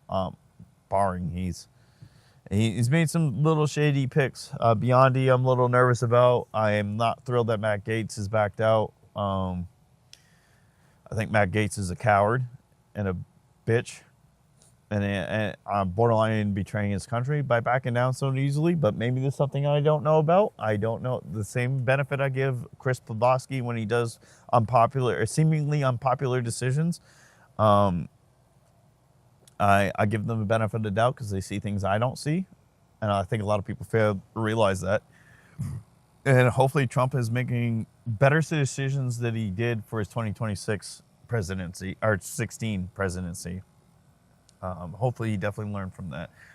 He has proven he has learned something. He's got RFK Jr., he's got Tulsi Gabbard, he's got Vivek, he's got Elon Musk. He's making some pretty good moves. And Elon's going to be working with Rand Paul. I can't remember which Pauls. I'm sorry, guys. I'm really bad with names. I know they're both great, but I think it's Rand Paul. He's working with Rand Paul to help with Doge. This is all good news for me. Do I think U.S. should completely be free from intervening with world conflicts? No, I think we should still maintain a good dominant presence. However, I don't think we should be looking for the next fight as quickly as possible, regardless of the reason for said fight. Before I continue this thought, I'm going to go and stop this recording because it is about to cut off on its own. And I'm going to finish this thought, give you my final review on the beer, and I'm going to open it up for callers. I'm going to go take a leak real quick, though. And then I'm going to respond to some chats. I see Carrie saying something in chat right now. And then I'm going to wrap it up, read a message that she sent that I appreciate. I want to share with the rest of you all that I read a while ago. And then we will wrap the stream up, this recording up, and then open up the stream for anybody watching that wants to join in on the call. And if nobody joins in, we'll just end the stream and we'll wait until I go live for gaming later today. All right, guys. I realized at the end of that first segment, or that last segment, it was getting pretty dark, and it's getting pretty dark now. You got that like black band that keeps running up over my face. I'm not sure if that's because my settings on my camera are off or because this camera has fallen and smacked the driveway pretty good a few times when I've been working on Project Orion, which is coming along very nicely. I got to add one more coat of primer, then I'm going to paint it probably a couple times, and then after that, I'm going to start building the frame. And the first thing I'm going to probably put on it, though, is the new axle system. I'm going to do a axle-less suspension system to it to help it when I drive off-road, that it doesn't mess up my telescope equipment inside. Hi, Ed. Thanks to Purdy Do for that recommendation. I can't remember what it's made. I think it's Timber something. Timber Allen. It's not Timberland, but it's Timber Allen. Is Mama home?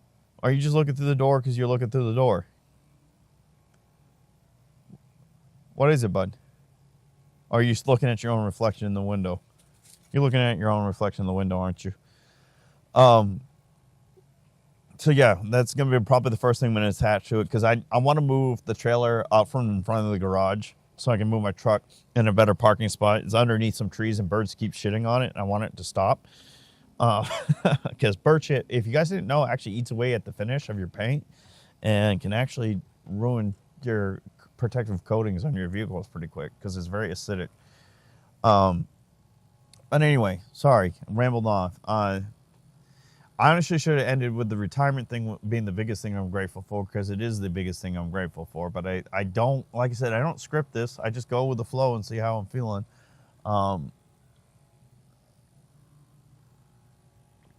Because another thing I'm grateful for is not as big as my retirement. My retirement is definitely the biggest thing I'm grateful for, because I'm finally seeing the light at the end of the tunnel, is Rumble. You guys can call me a cuck. You can call me a dick rider. You can call me whatever the hell you want to call me, because I'm actually legitimately thankful for Rumble. Even despite all its flaws, or the fact that it was very political focused for a while, and hopefully it is learning from that and it will branch off from being very political focused. I don't want Rumble to give up on the politics. Rumble was absolutely detrimental to the election cycle for the United States. It absolutely was key. Elon buying X and Rumble doing what Rumble does with Dan Bongino and Crowder and the rest of them, absolutely integral. Now, Scott Presler is the biggest unsung hero of this election, but in the sense of platforms, I mean, because he wouldn't have been able to do what he did if it wasn't for Elon buying X. Him being able to be on X like he was absolutely helped his cause. I wish he got more active in Rumble, but Rumble did make some major waves during the debates and election coverage. Honestly, I think there are a lot of reasons why a lot of election coverage and debate coverage was not taken down on YouTube, because YouTube knew that if they took them down, these people were going to go to Rumble. So because of Rumble indirectly forced YouTube to keep these things up.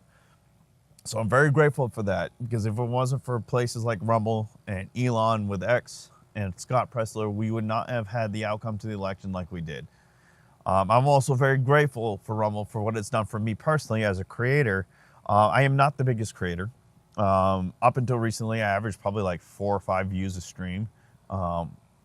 It's definitely spiked in recent months, even before Dr. Disrespect took over, or not took over, but it got announced. But Rumble has helped pay off a lot of my debt and fund Project Orion, both of which would not have been possible without.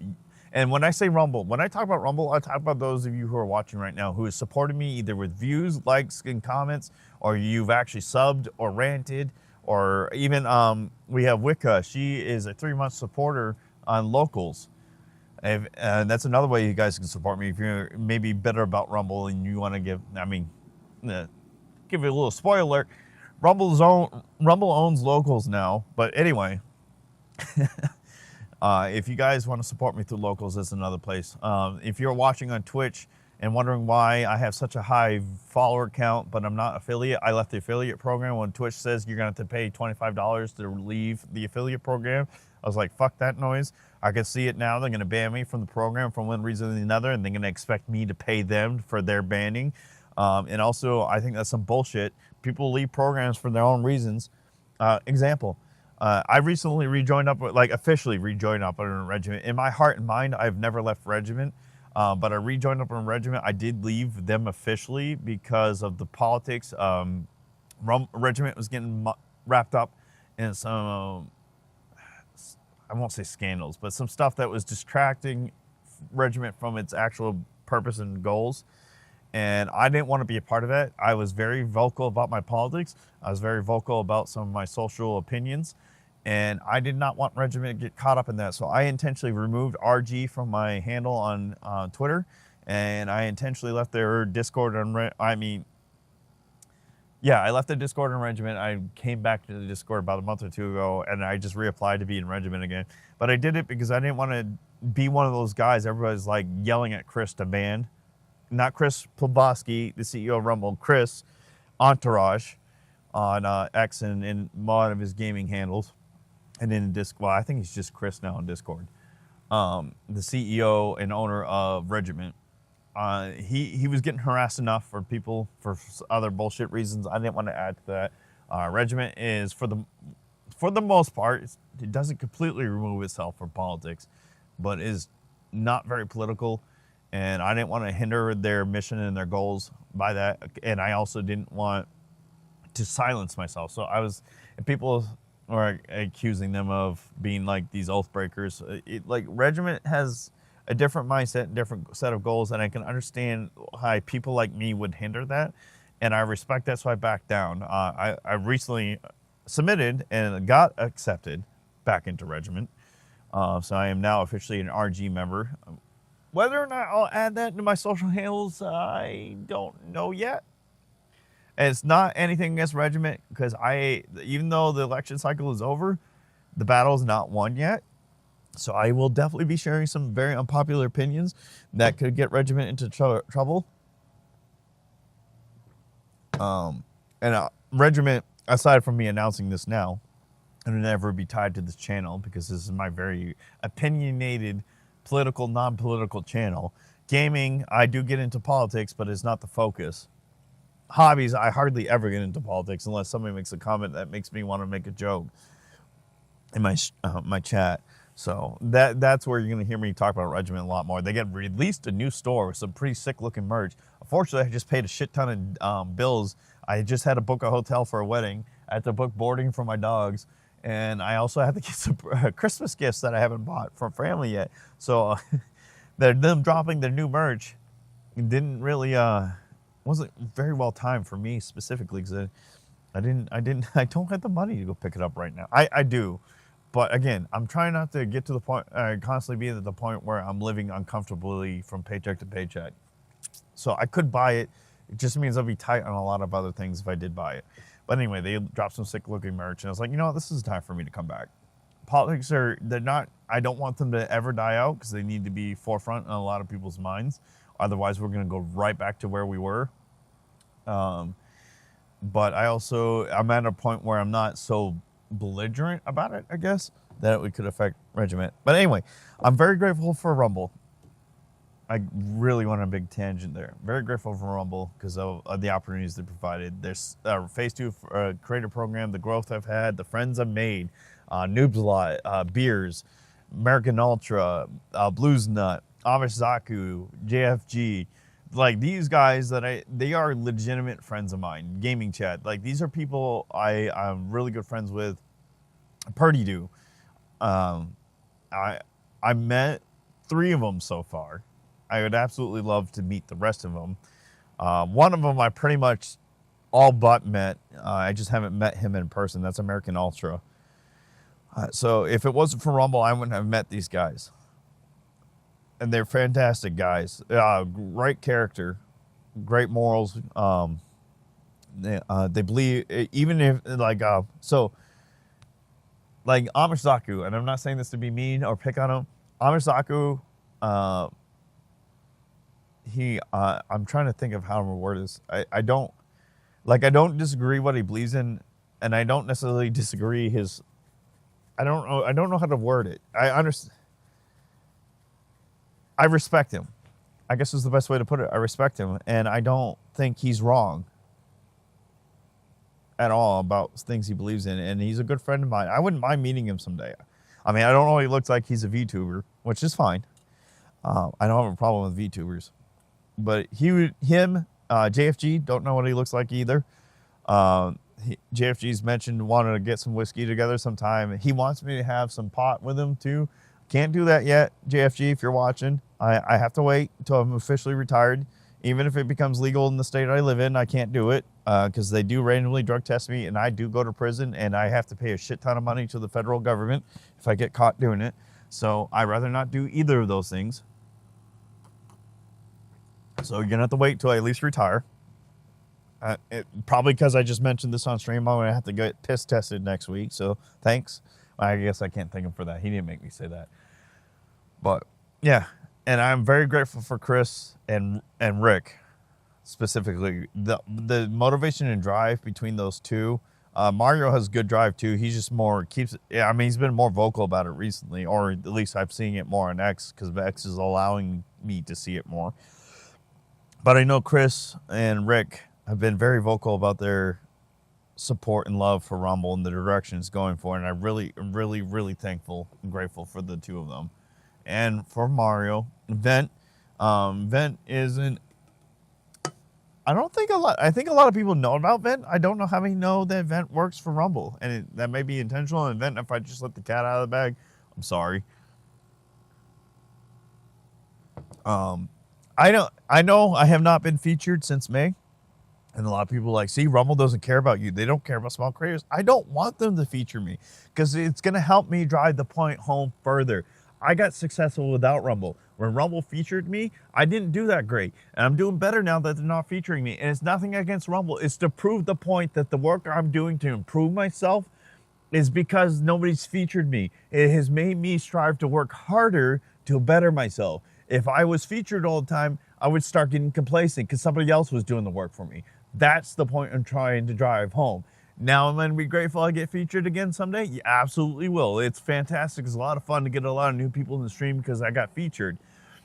And the energy is fantastic when it happens. But I don't expect or want Rumble to do it, because if Rumble does it, it actually negates my argument when they feature me, because it's like, oh, look, Conda sucked up enough dick to Rumble that they featured him today. No.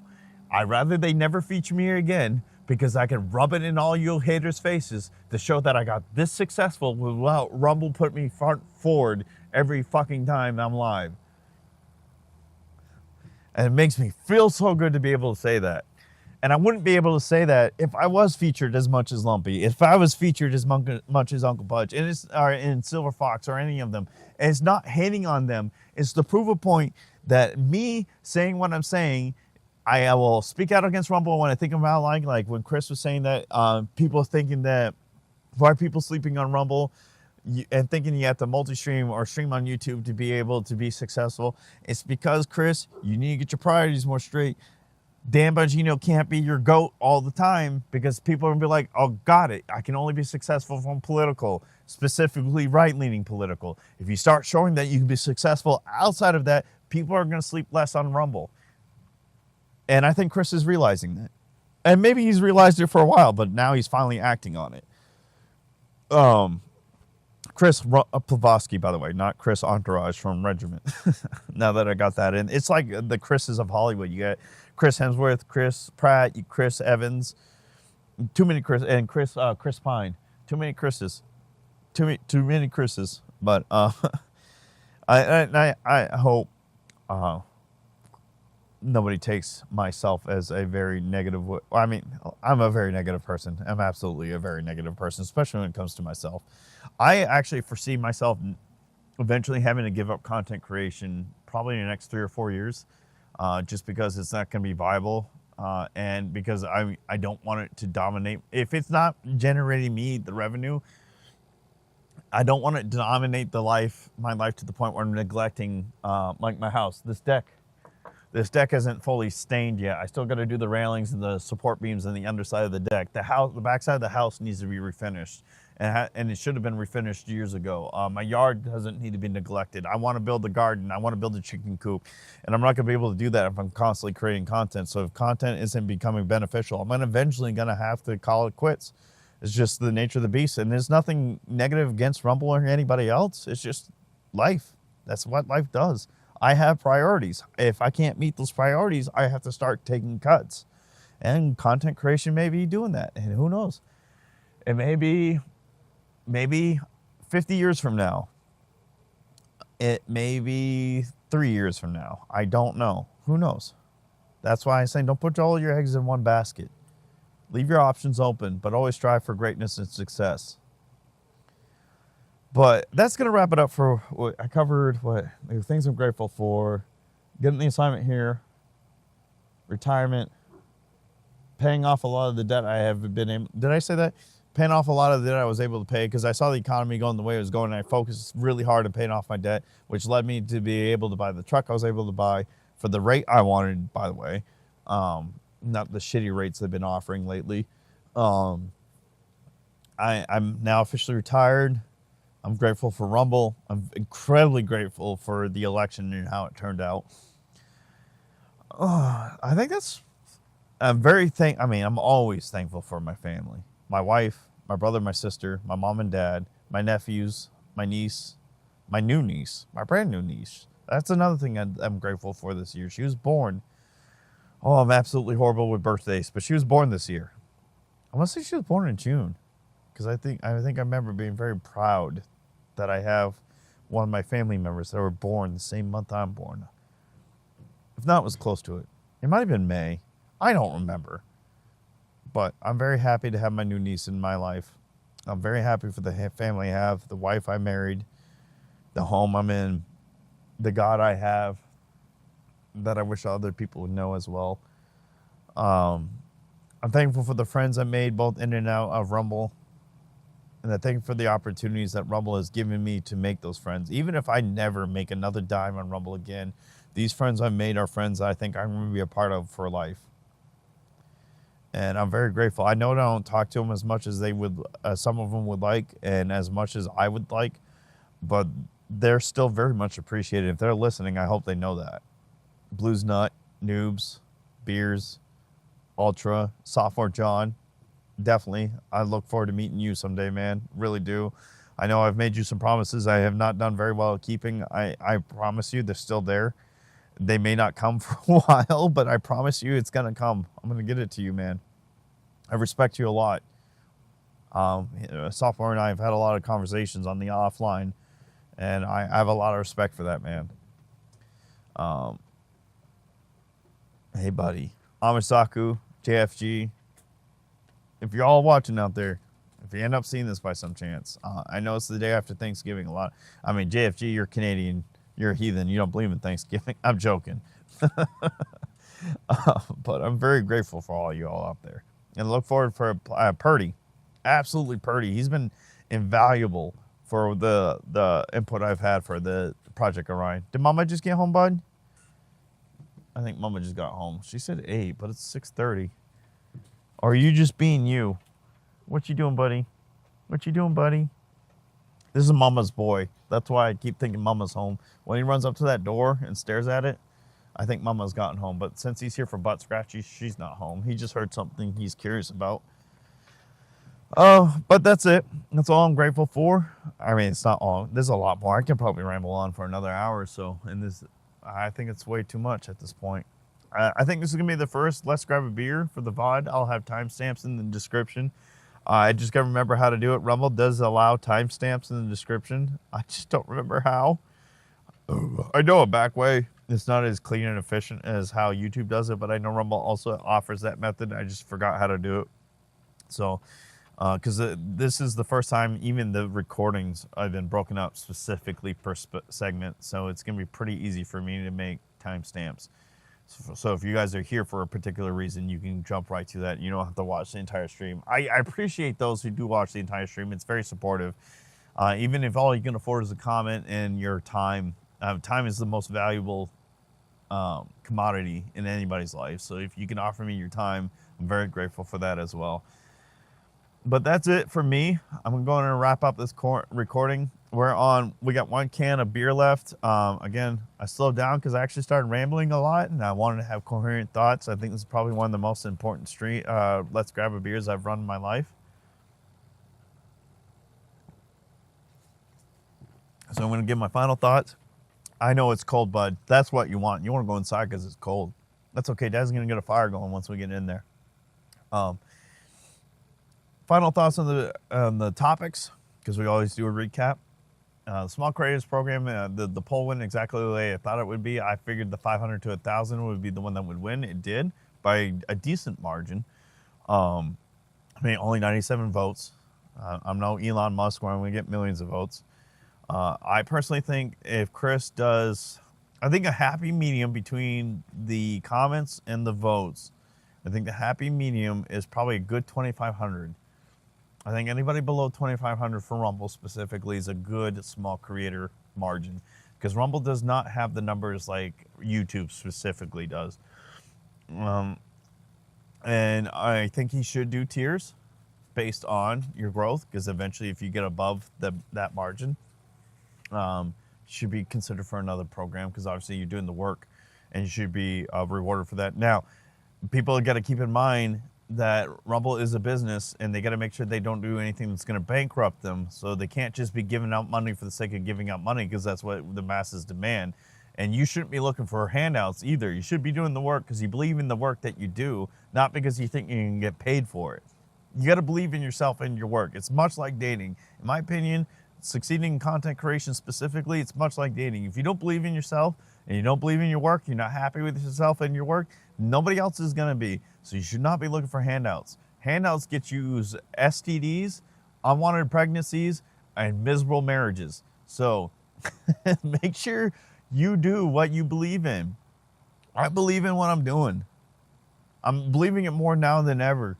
Will I be as big as Dr. Disrespect someday? No, absolutely will not. I doubt it. Do I think it's possible? It is possible. Everything's possible if you're willing to put the work for it. But I'm not going to be successful if Rumble gives me hands out all the time because I'm going to get complacent. What does the saying say? Bad times create what? Strong men make weak times make weak men. Or good times make weak men. Same things. If Rumble's constantly giving you money and you're not doing any of the work, you're going to suck. You're going to fall off, and then you're going to get depressed. You're going to get what's called creator's burnout, and you're going to give up on yourself because you're not going to see the growth you think you were supposed to be seeing because you didn't put in the effort to do it. What's up, Vet Gaming? How you doing, my man? So, yeah, you guys got to be willing to put in the work. If you want to make successful your content creation, if you're doing it for money, do the work. I'm doing it for my own personal morals and beliefs. Money is nice. I definitely, don't get me wrong. The money is definitely encouraging for me to keep doing it, but it's not. Full disclosure, the last payout I got from Rumble, which I'm well aware is probably more than most people, was $130. Actually, I think it was less than that. I can't remember how much it was. It was in the 130 range. That's not enough to live off of. So if you guys are doing it for the money, you better damn well believe in the work you do and put in the effort to let the rest of the world believe in the work you do. Rumble is not going to get you there. They can feature, I said this last episode 18, they can feature you 30 times for 30 days, and you only gain 30 followers, and that will be it. And those 30 followers will never watch you again after the day they follow you. I promise you that. And that's talking from experience. 197 views off of my first feature, 70 followers, maybe, actually, only one of those followers from that feature, American Ultra, is watching me. I still talk to one of them. He doesn't watch me as much, mainly because he's being a man, taking care of him and his family. Congratulations to the GG and GE for your brand new... crap. I feel bad now. The brand new child, the brand new baby, that was born on Thanksgiving Day. Congratulations to you both. I know GE did a gender reveal a while ago. I actually was not a part of that gender reveal because I was busy with my life as well. But I respect both of them. And GE was one of the first people to actually I believe it was either GE or Battleroid that told me I was being featured. But he and American Ultra are the only two OGs from when I was featured. I'm still talking to. Battleroid I see. I just don't interact with him as much. He was there for the feature as well. So, yeah, if you guys aren't doing the work, you can get featured. You can get almost 200,000 views in your feature, and you're still going to do shit because your content is shit. And I know that's very meaning and degrading to hear, but it's the truth. Find out how to make yourself stand out from the rest. Content creation is oversaturated. A lot like a lot of these college degrees that people are going for. They're oversaturated. So these people with these $100,000 degrees are working minimum wage jobs because their career field's oversaturated. So you got to make your content stand out if you're looking to make a living from it. Me, I did try for the money. Got stressed. Realized I'm having a lot of fun doing it. Friends I'm making. Getting some therapy from it. Being able to talk to a camera. Venting my opinions, whether people listen to it or not. I just get things off my chest. It's helping me out quite a bit. I made some really good friends along the way, which is more valuable than any money I can ever be given. Vet Gaming is one of the newer friends that I'm starting to make along the way, so I'm glad to see him back in here. Um, so yeah, I really hope ultimate success for the small creator program that Chris is doing, and anybody that enrolls in it. Just don't rely on it as your golden ticket. Yes, use it as a tool for you to become successful, but don't use it as a crutch. I think it's the best way to say that. Don't use anything opportunity you're given as a tool. Never use it as a crutch. If you use it as a crutch, you're gonna find out you have 2 broken legs and you're not going anywhere. And Dr. Disrespect, ultimately, I think overall a net positive for Rumble, especially if they manage it well. And I think Chris is going to manage it well, him and his staff. I think they actually got a good game plan for this one. I'm very confident in it. We won't fully know the full effect of the Dr. Disrespect merger for, I think, at least minimum of 6 months. We're not going to finally see like the full, for us down here at the bottom. Chris would probably know long before us because he can see all the numbers on average in the earnings and stuff like that. But for us little people that don't get to manage that stuff or look at that stuff that often, we probably won't really fully notice the effect for another 6 months. And look, I'm sorry, we're a lot of us are in the Burger King generation where we want it now and we want it in our way. Ain't gonna happen. You gotta be patient. You gotta wait for it to happen as it should happen naturally, not the way you want it to happen. And the final thing, what are you thankful for? I told you what I'm thankful for. I'm thankful for the job I was given to be able to retire here. I was thankful for the opportunity that Rumble has provided me. I was thankful for the opportunity that was able to get me where I am financially with my debt, and the friends that I've made, and what I've been able to accomplish with Project Orion. And I'm thankful for the weight I've been able to lose when I finally got my life on track and taking care of myself. And I'm very thankful for the truck I was able to buy in the time when my vehicle seems to be on its last limbs. And I'm very thankful for the fact that I'm able to officially see the light at the end of the tunnel. I have orders on my desk telling me that I have been officially relieved of duty as of October 30th, or 31st, sorry, October 31st, 2025. I will no longer be Sergeant Araconda, I'll be Mr. Araconda. Very thankful for the way the election went. And I am very, very thankful for the family and the friends I have that I would not have in any other life that I've been made. And I hope you guys are inspired to think of the things that you're thankful for. I know there's a lot to be negative about, but there's also a lot more you can be thankful for. You just got to be able to focus on that stuff. So I'm about to open up this stream up to anybody in chat that wants to call. We're not going to be able to talk very long. It is 6:40. I should be going live around 10 p.m. my time, which is Eastern Standard Time, to do some gaming with some friends. I want to take a little break between now and then, so if you do call in, we won't be able to talk very long. So we'll probably focus on what you're thankful for, maybe any self-promotions you want to do. But other than that, guys, thank you for being here. Thank you for your time. And I look forward to seeing you guys in the next stream. And hopefully we can both grab a beer together. All right, guys. Out of cycle. Random insert of clip cut. I forgot to give my overall review of the beer. Pontoon Brewing. If you end up watching the stream somehow, I apologize that I did not treat you well and I did not appropriately review your beer. I got way too caught up in my little rants I was doing. And I also forgot to read off. So I'm going to do this, Pontoon, if you don't mind, in the very random off chance that you're watching this. I'm going to read off one of the things my chatters was thankful for. I think it was one of the best things to be thankful for. And then I'm going to give you guys my opinion of this beer. And then I got to wrap up this video. Sorry. Downside, it's not you guys. Downside of beer, it's making me congested lately. I think I've developed an allergy to beer in general. But, so, Carrie, 1964, or it's 1964 Carrie on Rumble. She sent me a message to say what she was thankful for. I don't know if she's still here watching. She says, I'm thankful for my husband's continued good health after a year of chemo, 2 surgeries, and 9 months living on the mainland for treatment and finally coming home with us. So Carrie lives in Hawaii. Her husband apparently had, I'm assuming, probably California, because from what I understand, when anybody goes mainland from Hawaii, it's for to go to California, but she can correct me if I'm wrong. Her husband had, I'm going to assume, since she said chemo, he had cancer, unfortunately. Luckily, it sounds like he's in remission. He's doing well. He's recovering. And he's now, after 9 months, back home with his family. And praise God, that is an excellent thing to be thankful for. And the reason why I wanted to read her message specifically, because one, she's obviously not going to call in. And two, it is a fantastic thing to be thankful for. But I don't want to discourage you guys to be thankful for whatever you're thankful for.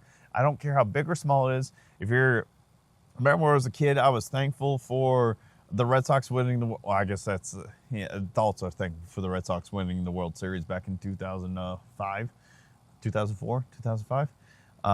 But the point is, no matter how big or small it is, I want you guys to tell me what you're thankful for. But I wanted to highlight what Carrie is thankful for because it's a pretty big deal to be thankful for. And I'm very glad she's back home with, or her husband's back home with her, and he's doing well. Yeah, I probably should just call you Carrie. She's talking in chat now. City of Hope in California. That's a, you know, it's a beautiful place for him to recover, Carrie. That's a, I like that. City, I don't like California, but City of Hope, love that. And to switch gears really quickly, because I had to really take a leak. My dog wants to go inside because it's cold. And my wife might have gotten home at 6:47. Pontoon Brewing. I know you're in Georgia. I didn't exactly look up the address you guys are looking for, but if you go to look up Pontoon Brewing Company on Google, it'll take you straight to their website. And this is one of their beers. You can't really see it because of the lighting. But this is, we're going to need a bigger Pontoon Hazy IPA. Those are watching on stream, you can see better because the camera's more automatic about it. It's got an otter on it. It's part of the reason why I grabbed it, because of the Freedom Otter Show and the Great Ottoman Empire. I give your beer, actually, I'm not a big IPA fan, despite how congested it makes me, but that is not your fault. That's my body's fault. I give it a 5 out of 6. It's actually very refreshing. It's got a good taste. There's no bitter, nasty aftertaste. And I can see me drinking this on some good barbecue, with some good barbecue. I prefer it would have been warmer when I was drinking this, because I think it would have been very refreshing. But it's like 30 degrees right now. So it's not as refreshing, but that's, again, not your fault. That is my fault. But anyway, guys, second outro for this video. I appreciate all of being here, and I look forward to seeing you in the next episode, and hopefully we can grab a beer.